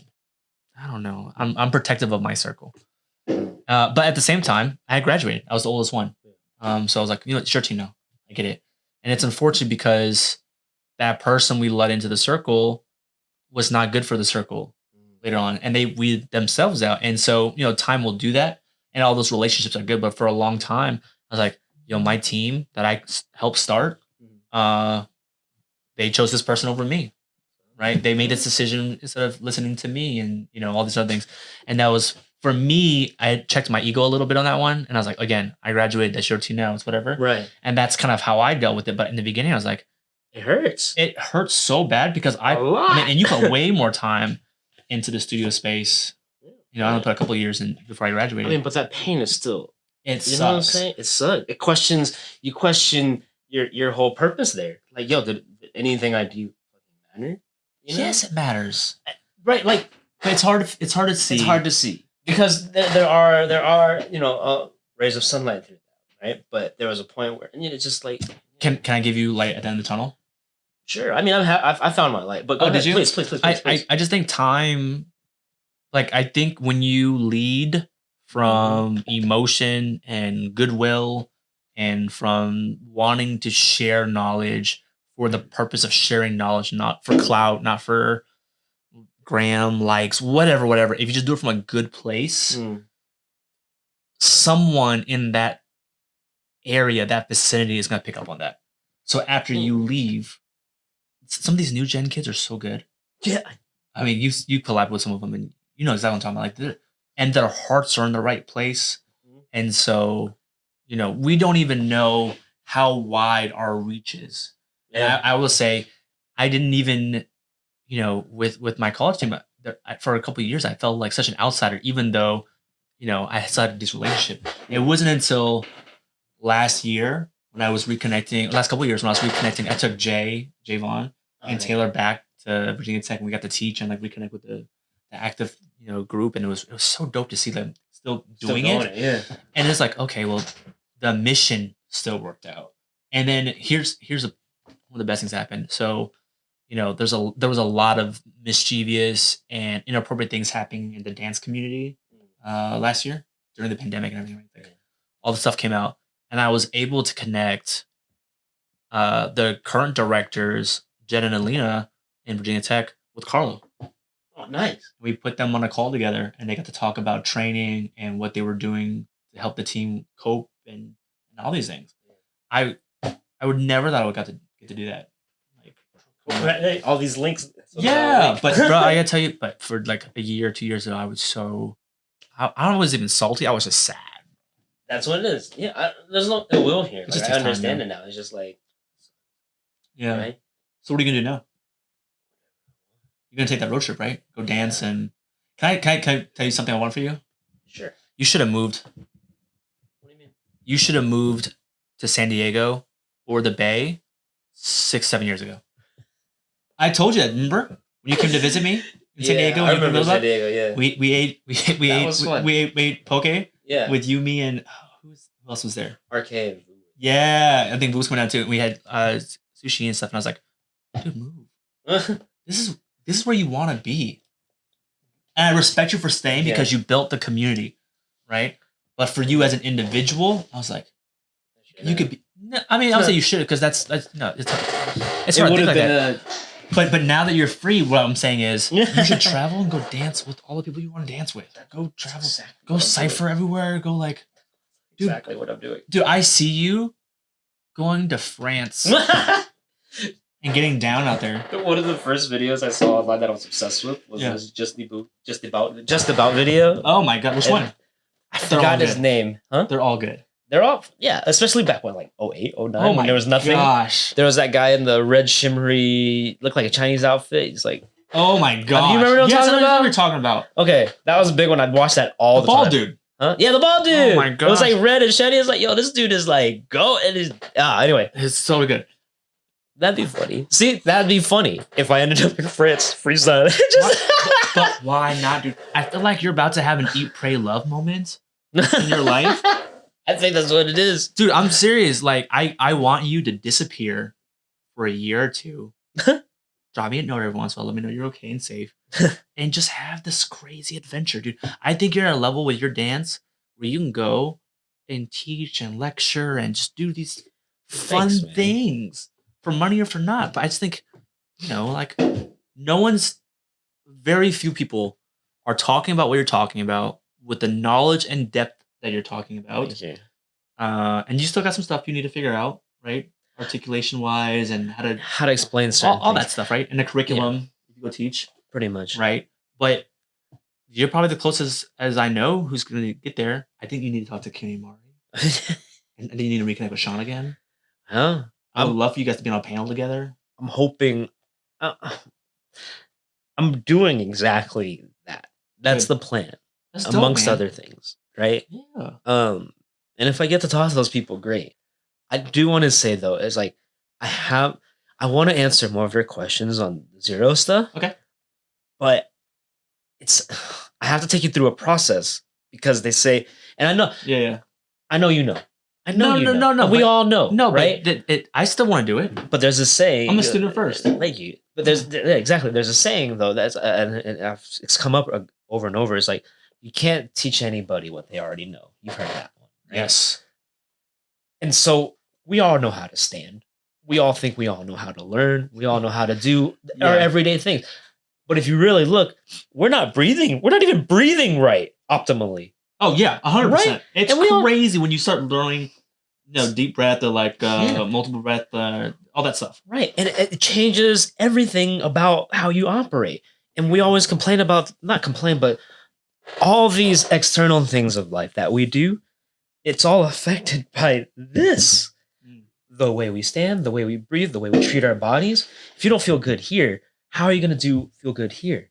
It's there's this thing in kinesiology that I studied that helped lead me to zero. And it was proximal strength for proximal strength for dorsal. Proximal strength for dorsal. I had it in my head. Yeah. We'll edit it. I'll find it. I'll dub over your voice. Proximal strength for dorsal movement. Anyway, dorsal dolphins. The point is you have to be strong here so your extremities can be strong. Yes. Right? The best way for me to explain that is the way we flex our bodies. Think of our muscles as like strands of spaghetti. Okay. But you can harden or loosen that spaghetti to be as loose as spaghetti, right, or as hard as steel. Okay. Right? Yeah. What happens when a lot of people dance is we think like we move our arms and our extremities flexed in steel, and our body is closer to probably spaghetti. And so that's where we don't have control. Because when people learn full body control, we learn externally. Most people. Actually, I found this out. I've identified 2 ways people learn. Okay. In pictures, which is mostly like Asian people. Yeah. These pictures. And then another student learns, I said that, he goes, I don't learn like that at all. And I was like, well, how do you learn? He goes, I learn in motion. And so I was like, what do you mean? So when I do this, what do you see? boom, boom. And I was like, oh, I see the wiggle through the body. So he learns from the inside out. Yeah. And Asian people generally learn from the outside in, is what I've noticed. It's a cultural thing. Yeah. Or like an upbringing thing. Yeah. But then I noticed like all the outside in dancers, the picture dancers. Yeah. We have a problem finding the pocket, and every one of them says, "Yeah, I'm working on my groove." Dude, it sucks. And then the people that learn from the inside out, all of them always say, "I wish I could be cleaner." Blah blah blah. Yeah, that's exactly right. There's two sides of the spectrum. Yeah. I remember being a liney dancer, dude, and getting worked in the club night after night, exactly, trying to find a groove, trying to translate what everyone else seemed to have innately. Like, yeah, it took forever. And even now, I was like still conscious about certain grooves, like, working at it. So that then shows that there is a better way to learn. And if we meet halfway, if we have to understand how the internal dancers learn as an outside dancer, and the outside and the inside dancers have to learn how the outside dancers learn. Is a groove? Can you learn a groove? Yes and no, right? I haven't really gotten too deep into like rhythm and teaching rhythm yet.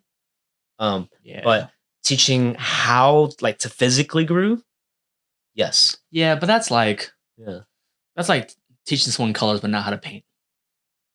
Yeah. You know what I mean? Like, it's so weird. Like, I don't know how to teach. Like, T talks about having to bounce for hours in Chinese class, and like, so it's like muscle memory, and then eventually it picks up. It's like learning how to house for the first time. Right. Well, not for the first time, like the first few times. Yeah. First years. But see, okay, I know the difference now. I know what I see. Okay, so the zero thing, right? Yeah. The whole thing about learning it and finding that, and you just like even when not talk to you, right? But like, you bounce and you just find it.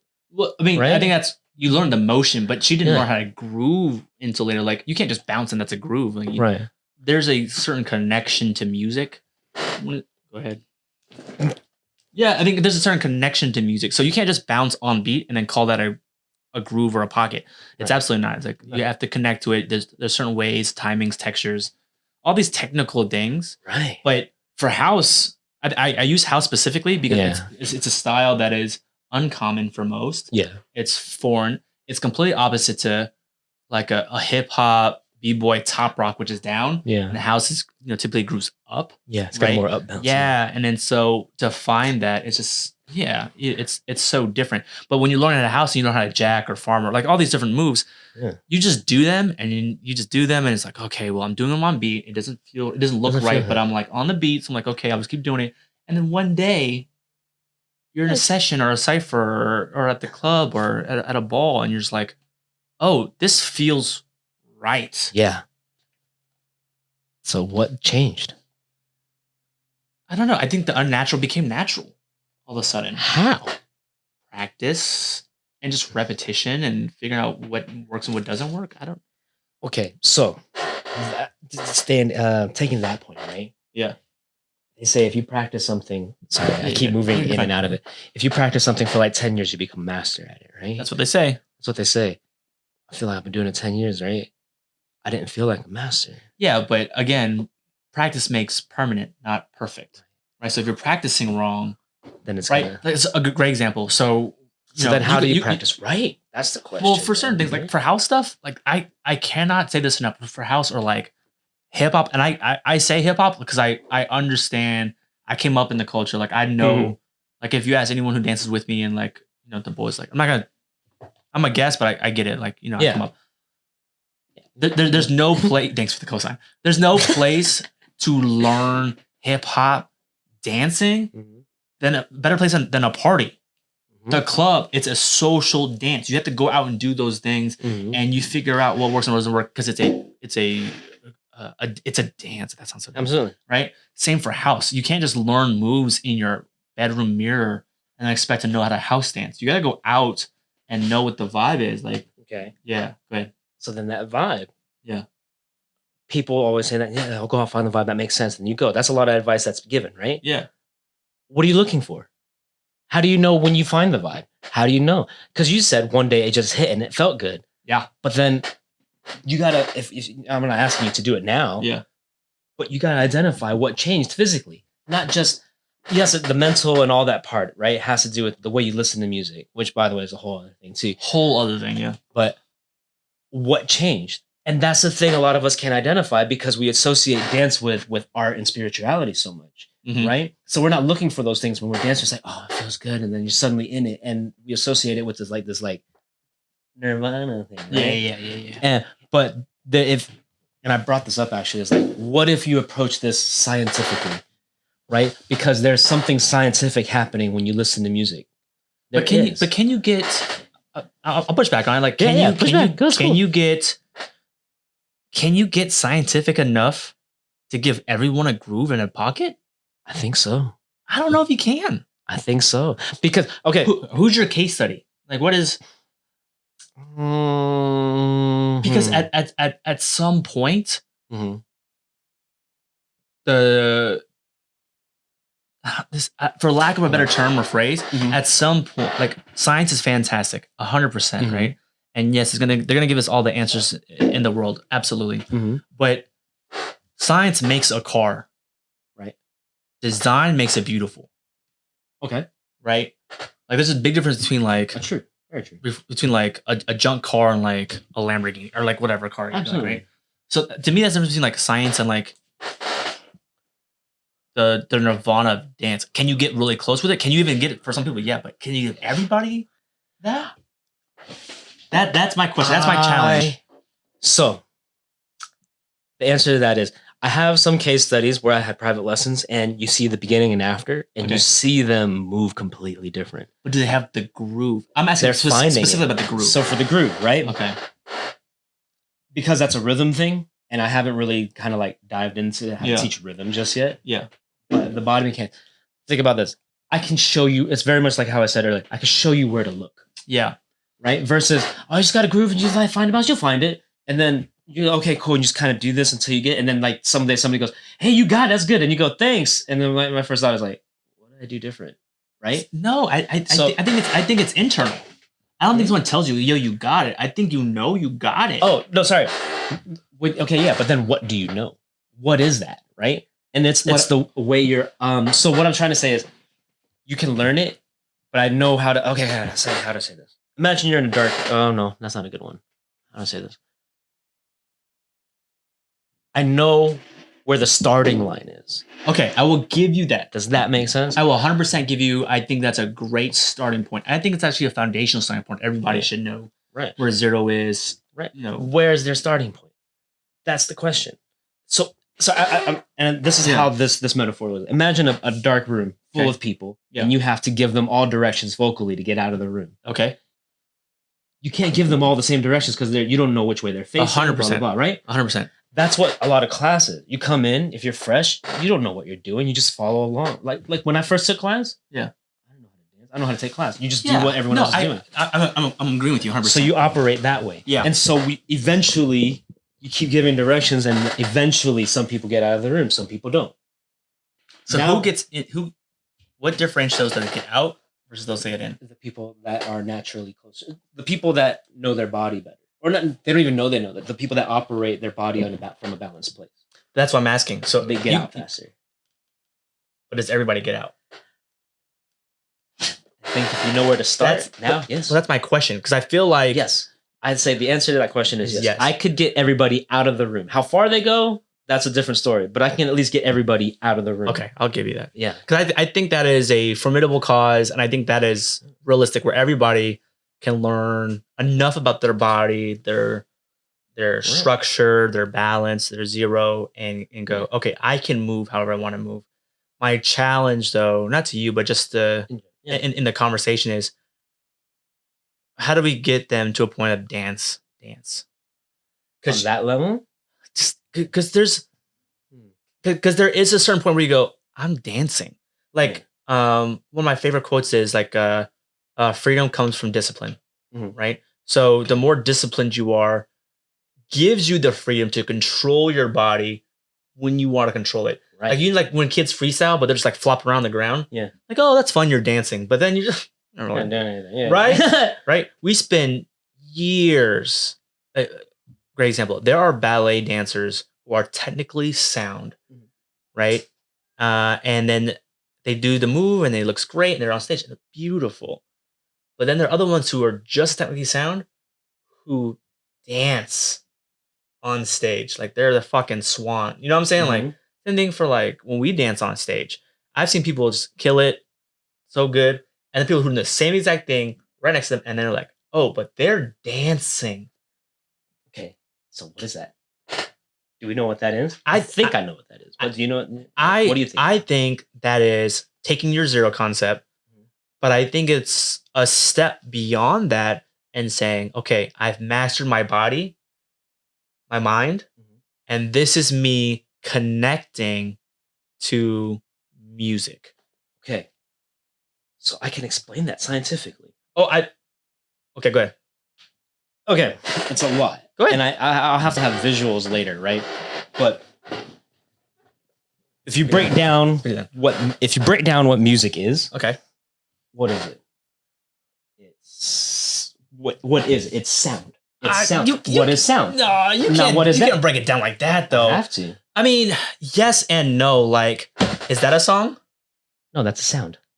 But you can still feel that sound. But can I still dance to this? You could.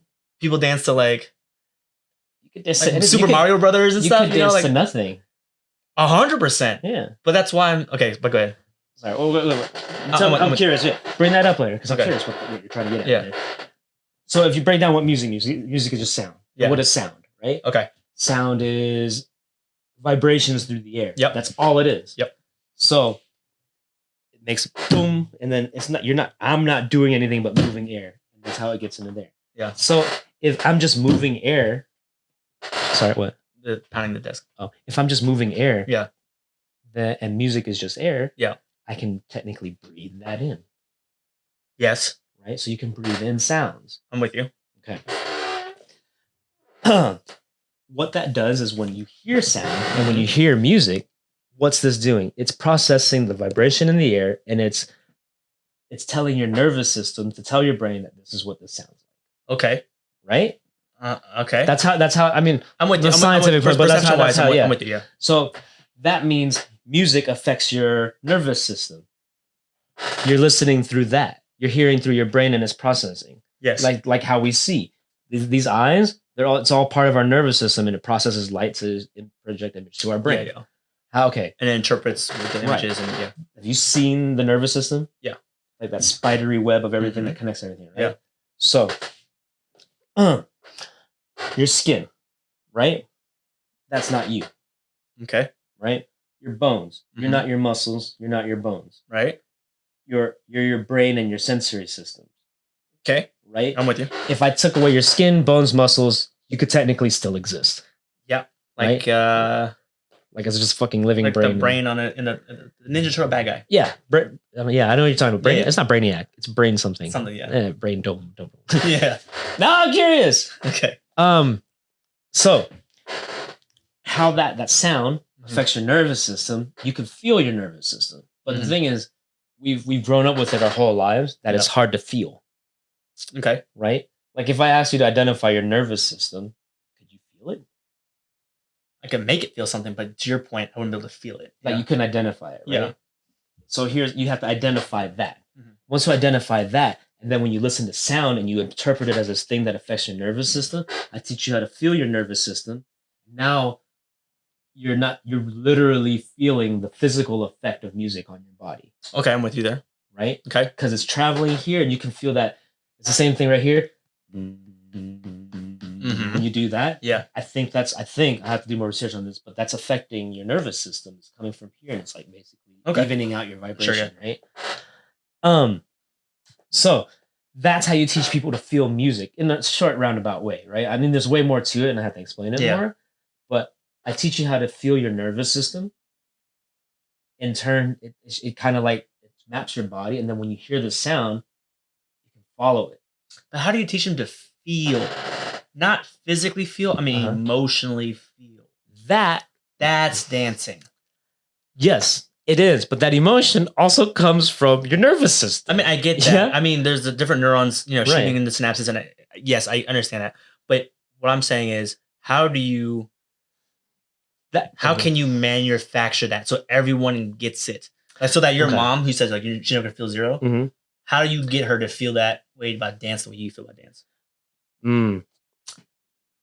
She'd have to be obviously first of all like open to trying it, Sure. right? Yeah. But as soon as she tries it, what I do is for people to feel it. Okay. There's two ways. The easiest way is oh no, I'll say this. You know the polyrhythm game? Yeah. Right? Oh, you're probably good at it. I'm not. You are not. I'm good like at I'm it. decent, but So take your dominant hand. Yeah. Up, down, up, down, up, down. So you know this one, right? Yeah. Easy. Not easy. I'm just It's messed not up. easy. Yeah. Okay. I'm gonna add another one because I need you to feel it. You're used to that one. Yeah. I want you to go one, Okay. two. Oh, sorry. 1, 2, 3. Was it? Up, out, down. Okay. Up, out, down. Okay. Up, out, down. That's 3. Okay. Other hand's gonna go up, out, down, forward. Up, out, down, forward.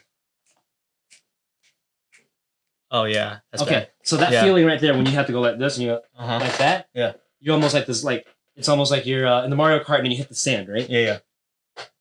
Do it again and really pay attention to that feeling, and tell me where it is. Where does it start? Where do you feel it first? Okay. I'm going out. Yeah. I don't know what I'm doing. Wait. Slow down and reverse it now.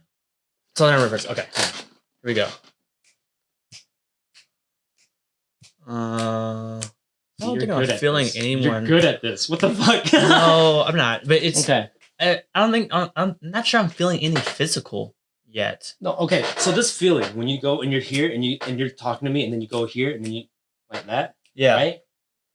That the eye roll thing and you went like this. Yeah. Yeah. That right there should be right around your nape and down your here. Uh-huh. So this feeling is like that. Yeah. Do that. Replicate the feeling. Go like exaggerate it too. Oh, like a physical reaction. Yeah. But that's different than like a physical. Different than. I think a physical reaction to this, right, whatever it is, to thinking about it is different than the reaction to being perplexed or trying to figure it out. Say that again. Yeah. So like, so my physical reaction of so okay is different than like actually feeling than like, oh, this feels weird. Okay, so that weird feeling. Yeah. When you get to a block, yeah, you're like really thinking about where to move your hand next. Yeah. It feels like two big guys walking through a door and getting stuck, right? Like if you were to imagine like your neurons firing. Sure. I mean, yeah. Okay. What I'm trying to say is like that's how you identify your nervous system. Okay. Yeah. So when I do this and I teach people this, they get to this point where they go like right there. Yeah. And you're pretty decent at it, so I have to give you a more complicated one that really slow you down, right? Feet shit too. Yeah. But there's this feeling of like hyper thinking. You're just like. Yeah. I mean, I know what you're talking about though. So you push through that feeling. Yeah. Of like, and it kind of makes you feel almost kind of dumb. Like it's hard. Yeah. Moving more brain power. Yeah. Because you're trying to push more information down your neural highway. Okay. Yeah, that's your nervous system. Yeah. So when you do that, at first I was using this to like for body control, whatever. Yeah. And then I was like, this feels. I could feel it travel down my spine. Can you really? Yeah. I don't feel that. Maybe I could try to do more of it and slow it down and all these different things. The thing is, you're gonna feel it there first, right? You're gonna feel it there first, but the thing is, your highway is so used to going down. You ever drive down somewhere and you're not thinking, you just exit automatically? Yeah. That's what your body does. So when you're trying to throw a new pattern in, it goes like, "Are you sure?" Okay. Yeah. So that thought right there, that your brain kind of like stops. Yeah. Why does it stop? It's stopping because you're sending more signals than you're used to. Okay. And that's why I know that that's your nervous system, because that's what you send signals to. That's how you move, right? Yeah. So when you listen to music or sounds, yeah, it travels here and it hits that. And if you can identify where it hits, yeah, you can listen to it and it starts to like map out, almost like if you play World of Warcraft or StarCraft. You know about the fog of war on video games, like in shooters. You don't play shooters? Not really. Oh shoot. Okay. Sorry. That's okay. Just for the purpose of this, let's say yes. Okay. What you're doing now is that's your starting line. Now you know where your nervous system is, right? And then I connect that to your zero.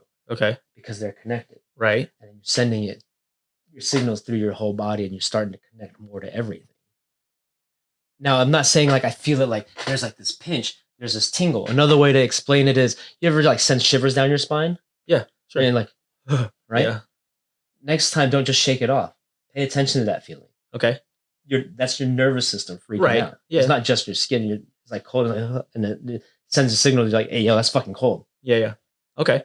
So pay attention to that feeling next time, instead of going like, oh, that was weird. Just go like, oh, okay, it tickles, but what is that? And then it's gonna feel it, and first it feels on your skin, and then you're gonna feel it inside your body. Okay. Yeah. Once it helps to have a visual of what the nervous system looks like. I'm with you. Yeah. But when I imagine it, and then I can start to feel it. You ever do? We've all done this, where you go like, yeah, all the time. You can feel something there. Yeah. It's not just nothing. It's not enough to like blow anything away, but you can feel there's pressure here. Yeah. Yeah. It's from your. It's from your. Yeah. It's all that. So to answer your question, yes, I just have to help people identify that. Now you're pretty well versed in body movement, so it's you're gonna have to find like a really complicated. Oh, it's messing with me already. But when you teach it, to non-dancers or even new dancers, or honestly dancers that never mess with polyrhythm stuff, you see their brain go like that. So are drummers the shit then? Drummers are the shit. Drummers are so cool. Drummers are so shit. Yeah. Fucking cool, man. Should have been a drummer. Right? I can't do it. They're crabs? No. What are you doing? 2 rhythms. Oh, yeah. Bop, bop, bop, bop, bop, bop, bop, bop, bop, bop, bop, bop. I can't do it. I haven't gotten down to my finger polyrhythms yet. But like, yeah, but the question's still like, okay, so the 0 gets you on the highway. I'm with you 100%. And that's where your source of balance is. 100%. Too many people move outside themselves. My question, and then may not be an answer for tonight, but just when do you start dancing? When do you start dancing? Yeah. What is dancing? Just moving to music, right? Is it? Do you need music? Because we talked about that too. Like, do you need music? Then what is it? I don't know. But what is? Then you have to define what is dancing. Not just hip hop, but why do we move? Why do people move to music? Yeah, but what is the difference between moving to a song and dancing to a song? That's a really good question, right? And to me, it goes back to what you said about on stage. You can see someone killing it and they're perfect, but then there's something about that person next to them. You're like, shit, you can't take your eyes off them. Yeah. Right? It's because you ever look at somebody and just, sorry, I keep moving away from it. Just focus on it. You ever look at somebody and just, you can see all of them? It sounds sexual and I like it. But yes, I know exactly what you're talking about. Especially as a dancer. Like, when When they're in it. Yeah. So what's in it? And it's the connection. That's my question. I think it's more than physical. There has to, yes, there's a scientific explanation to the dancing process, but there has to be some type of like mental. It has to be beyond physical. But the act of moving your body and whatever, I think that's what I'm working on. As far as like dancing, the artistic side and creativity side, that is not something I've really touched on. That I have theories about. I would love for you to continue evolving 0 to the next level and taking it to what is dance? What is dance? That's my question. That's it.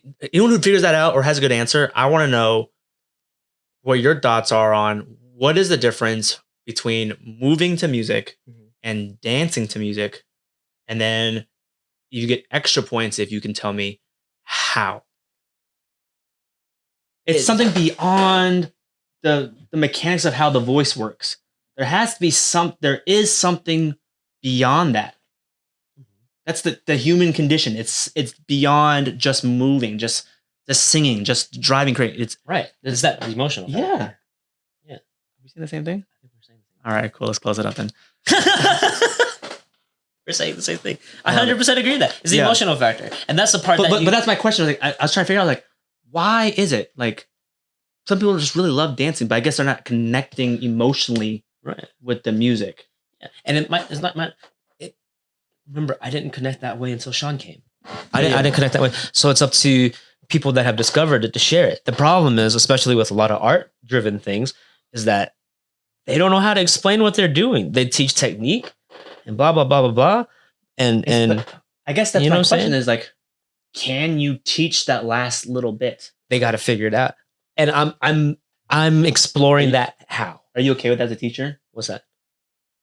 I guess maybe that's my question after all this time is, are we okay as teachers teaching 95% and then saying, you got to get the last 5? Because you can't give it to them. You can't give somebody dance. That has to come from... I don't want to put a number on it, but I say... But you don't put a number on it. Just say... You take them as far as you can for as long as you can. And as long as they want to keep going, you keep going with them. 100% as a teacher. Until they get there. Yes. Yeah. Wherever they need to go. They need to go. They need to want to go. I can't push you on a club on stage on whatever. Right. I can't push you dancing in your room by yourself. Right. Like, how many times have you seen a kid come to class and you can tell that hour in the week is the only time they take class, the only time they dance all week? I can't teach you to dance if you do that.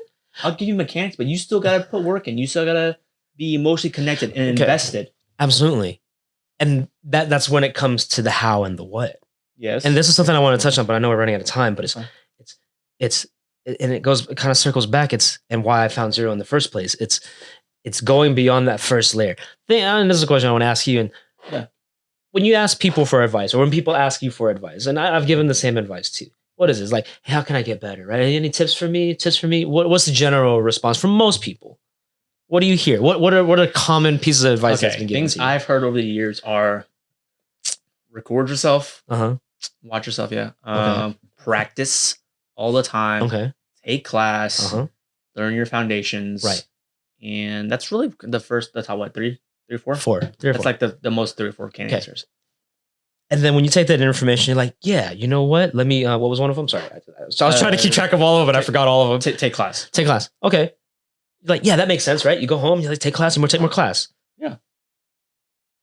What are you supposed to be getting from class? The exposure to it, right? You kind of go, it's like, okay, I'm taking class. Well, if I take this many, I'll get better, whatever. Yeah. But then some people don't. It took me forever. It took me over 5 years of classes before I really knew what I was starting to do. Yeah. Right? I don't want to say shouldn't. It's just the teachers I had. Yeah. But for me, I don't want my kids or anyone I teach to take 5 years to get where that defeats the purpose of teaching. It took me 5 years to get here. Yeah. I should be able to get you in half that time, at least. I mean, whatever number it is. Yeah. But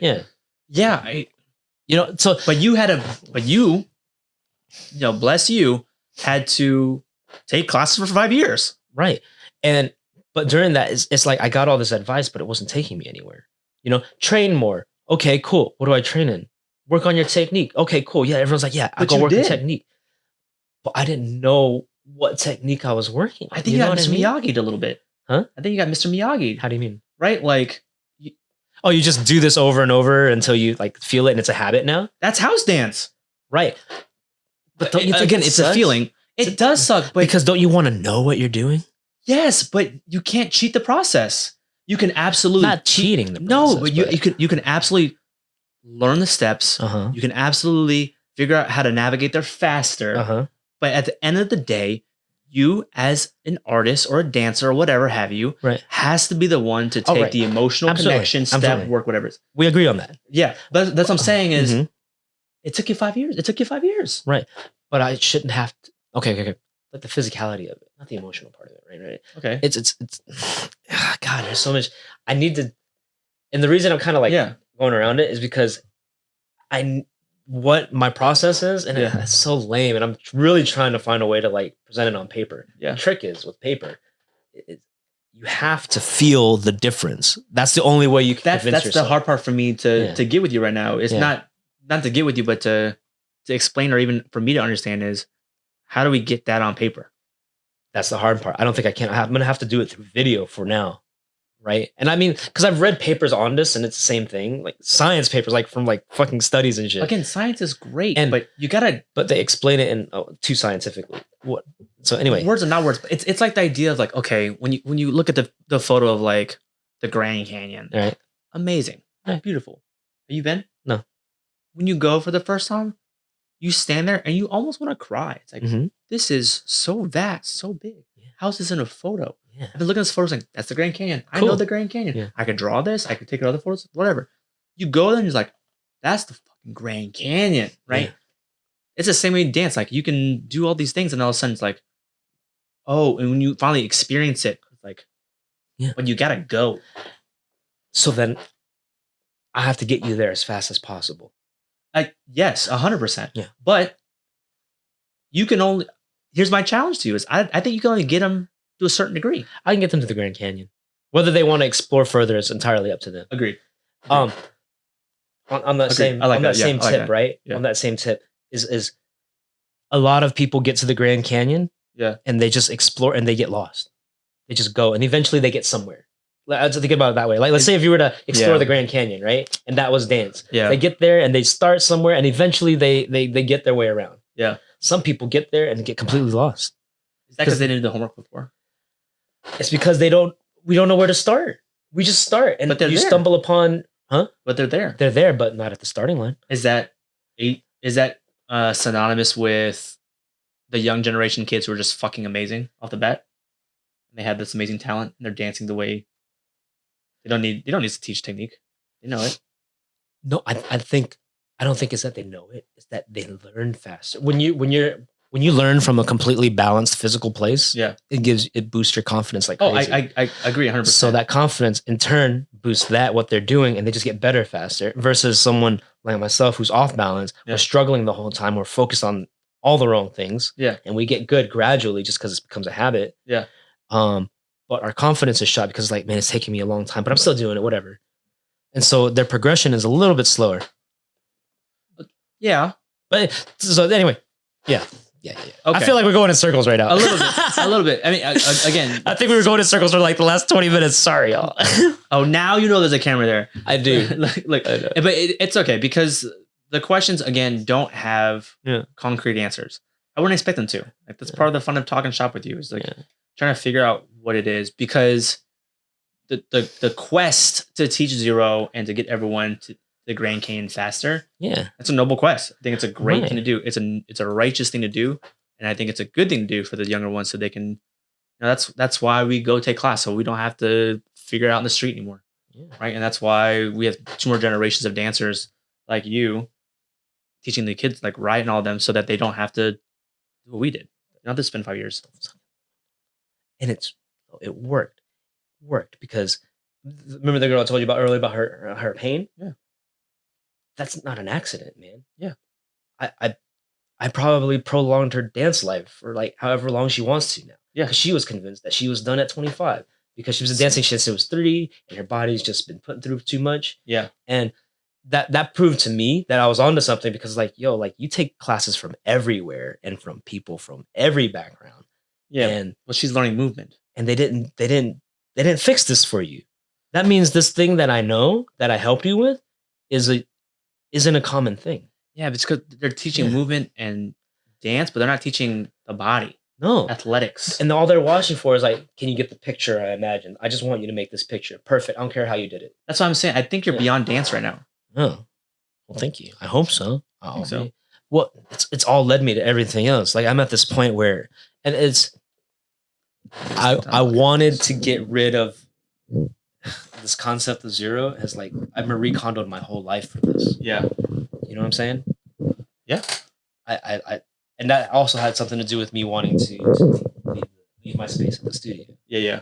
Because that weighed heavy on me. And so now I'm like on this like thing like if I'm gonna find the truest center of me and not even just dance, but like what this is, because when I show you what I mean and you feel it, I'm like, this feeling is what I'm exploring. Yeah. And I'm gonna figure it out because I want more people to experience this because like it goes back to the dancing thing, right? Yeah. And the feeling similar there. It's like this is a cool thing to me, and I would hate for everyone to go through life and never experience this feeling. And that's why I have a big problem with like gatekeepers, right? Like I hate this cool place. Like where? I'm not telling you. Like, I hate that shit. Like it's cool. Show me. And so like I want this are you okay with everyone not being ready for it? Yeah, it's cool. I mean, I understand that, right? But I have to give it to as many people as I can because I want to. I like that. To me, it's like you don't know you don't know you want this. You know what I mean? Yeah, maybe it's the dad in me. I just don't want you to like get crushed if not everyone's on board right away. It's cool. because Cool. I I've know learned to how deal with important it that. is. I know you Yeah. have. But I don't want you to feel. No, it's You cool. know what I'm saying? No, the fact that I love you, and I think that message is important. Thank you. Yeah. This is why I came to talk to you, because I know I feel safe talking to you. Yeah. You know, and there's just so many people I run into in the instant roadblock. You know, and maybe it's just when I brought it up too, right? But I was also like, yeah, you know, it's like it asked me, it's like, oh, you know, I've been working on this thing, and it's actually I found like what was wrong with my dancing, why I didn't like it. It's because I was off balance. So I really found my center, and they cut me off. And they go like, I've been telling you that. And I was like, no, you haven't. What do you mean? What do you mean you've been telling me it's balance? I'm like, no. So they cut me off there, and I can't talk to those people because they already like, I already told you that. Like you can't teach someone. No. Well, some people do know it, and it's just a different. Maybe they understand it differently, or they've come to it in a different way. No. They knew it. Okay, think about this. It's like you say, "Hey, man, I figured out this thing," and I go, "Yeah, I've been telling you that." It's like you haven't been telling me that. They're taking no, they're not. They have not said this. I know this. It's like you've never said anything to me about balance, okay. right? Yeah. And then like to shut me down like that is like, yeah, I've been telling you that. I knew that about you this whole time. And a part of me is like, if you really did, why didn't you tell me? Yeah, why didn't you tell me? Okay, because you didn't. Really I'm with you know. now. I see what you're saying. You didn't really know. Yeah. I said it out loud, and it made so much sense. Like, yeah, duh, it's balance. Yeah. And that's a problem I run into a lot with people, especially people in my formerly in my close circle, right? Yeah. I get shut down a lot. They're like, no, I already knew that. What do you mean? Everyone knows that. Duh. And I'm like, yeah, but I don't That's think. not good. But they didn't say it until I said it. You know what I'm saying? Yeah.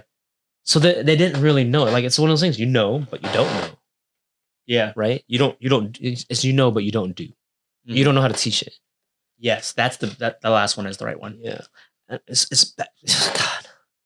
This is for anybody watching this. Okay. Now he sees the camera. What this is it doesn't replace you or your artistry or whatever. It's just operating from the most optimal place of balance. And it's going to make you better at everything you want to do.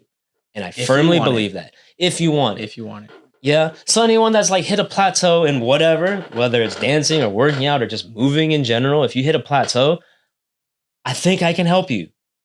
Because I think this is the one. Everyone, you're training right. You're not doing anything wrong necessarily. You're doing all the right things. Yeah. You're just.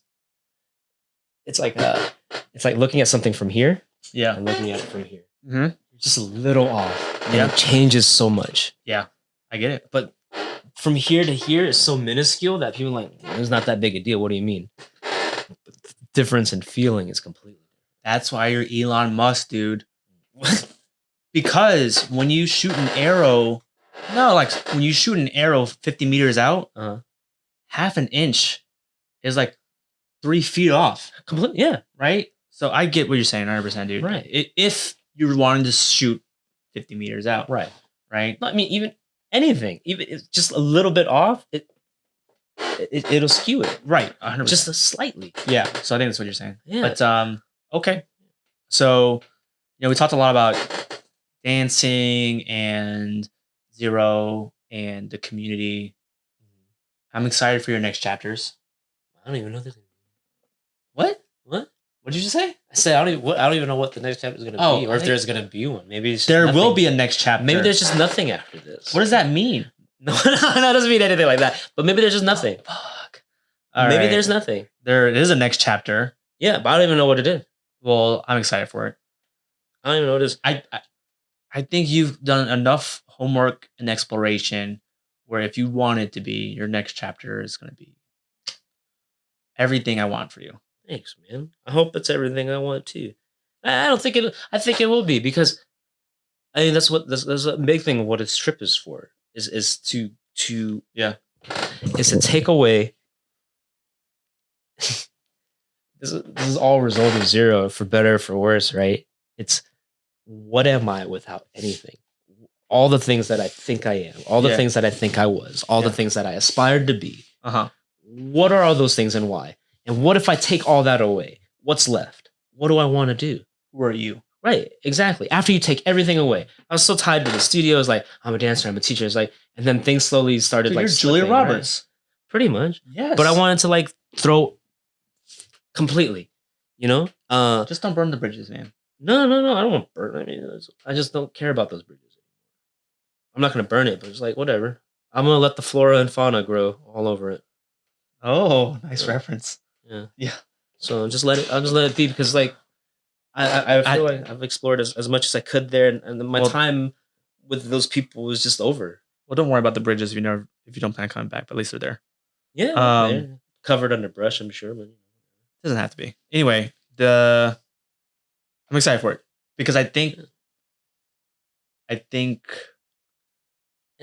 having wanted you to move so many years ago. Yeah. I think maybe I don't know how to say this without sounding Go ahead. Speak. Cool. And I say this with love, you know this. I think that you sound like you're in a place where you're gonna stop working against yourself. Does that make sense? I don't want that to come off bad. Like, no, I know what you mean by that. I think that your life is coming into an alignment right now, and all the work that you've done, dance and not dance wise, 0 not 0. I think it's such a great time for you to eat, pray, love this shit, and just go. I shit you not. I want to see you in France so bad, getting down, or like I'm gonna be a fucking vibe. Why not for a fucking day? Just go. I would. I'm gonna go. But I think you would. What happened to Andrew? Oh, I fell in with the mime cult. He's like, I don't even want you to tell me about it. I don't want anything. I just think it'd be so healthy, rejuvenative. I think that's the right word.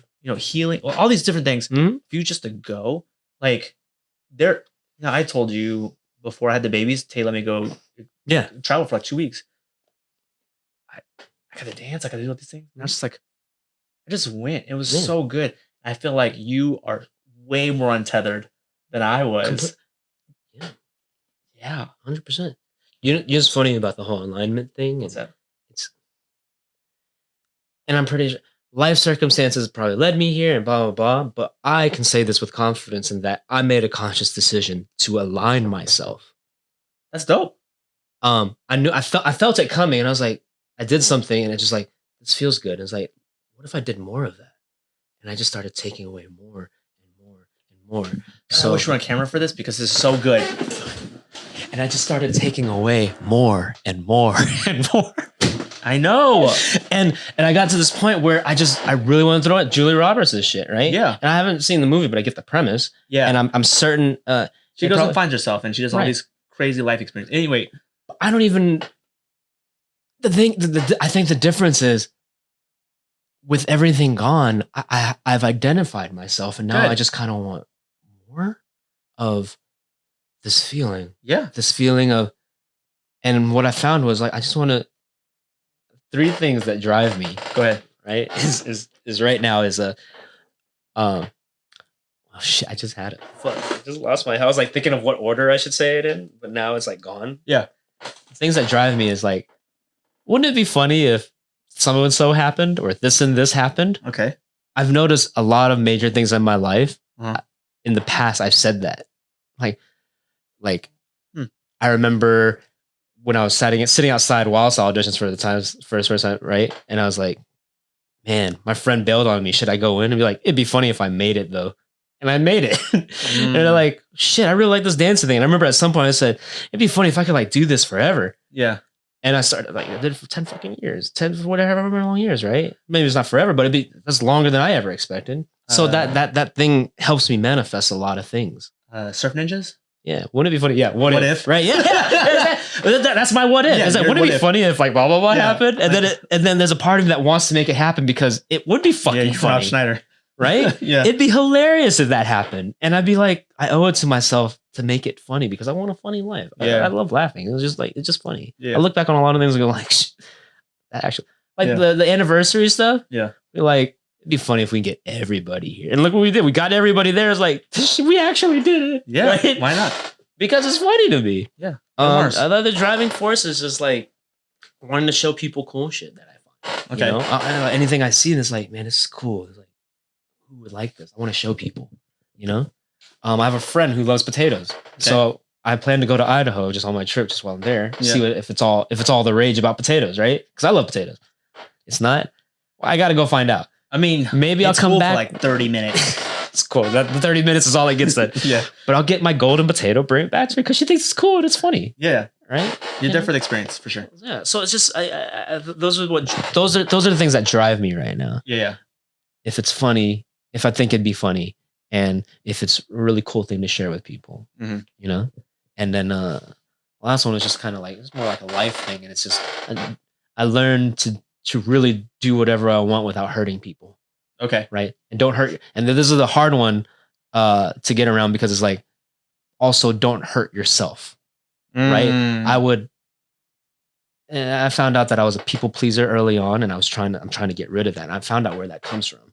But where's it come from? Oh, abandonment issues. Yeah, I have abandonment issues, which I didn't think I really had, but I do looking at it. But it doesn't weigh on me every day. You know what I'm saying? When did you realize that though? That's hard to identify sometimes. Oh, I was joking. I was joking about it. It's like, what's a dad, right? Every time. And I was like, wait. And then one day I just like, why are you joking about that? I joke about that a lot, don't I? It's like, yeah, I do. And I was like, it'd be funny if I had like abandonment issues and this is how I dealt with it. I started learning to do. I was like, oh shit, I do. What if I have abandonment issues? Like, what if I do? What do I do? And then like, do I? And then I got to a point where I'm like, sciencing everything. Yeah. Right. Yeah. So, yeah.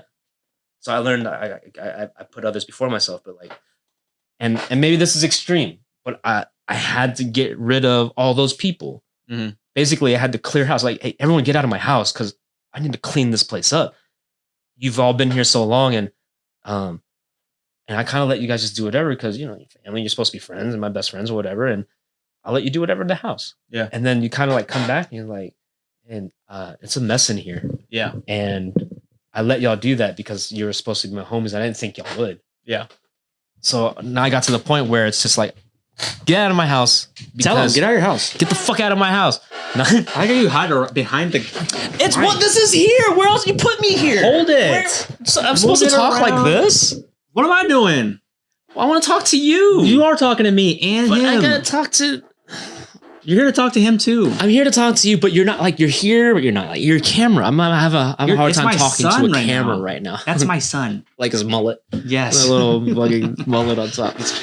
Okay, so those are your 3 things. Yeah. Are any of those 3 things for Elijah, or is there something you would want my sons to know now that you're going on this journey and you've learned so much? Man. How old is your son? Whenever, I don't know. Whatever. At this time. I don't know. If you have one piece of advice for him. I trust that you have good parents. I can tell. They're going to be open. Whatever you're going through, it's okay to talk to them, because if you don't, if not to them, talk to people you trust and that love you, because otherwise you're going to feel like you're crazy for thinking certain things, right? Free Britney.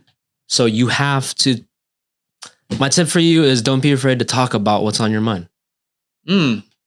Right? And hash it out with people that you trust and love, and that will help you process it versus be dismissive of you. Yeah. Learn to identify that. That's a hard thing to identify, right? Because you just like, friends are friends, and then like you let go of it. Like, oh yeah, they're my friends, and they don't mean it.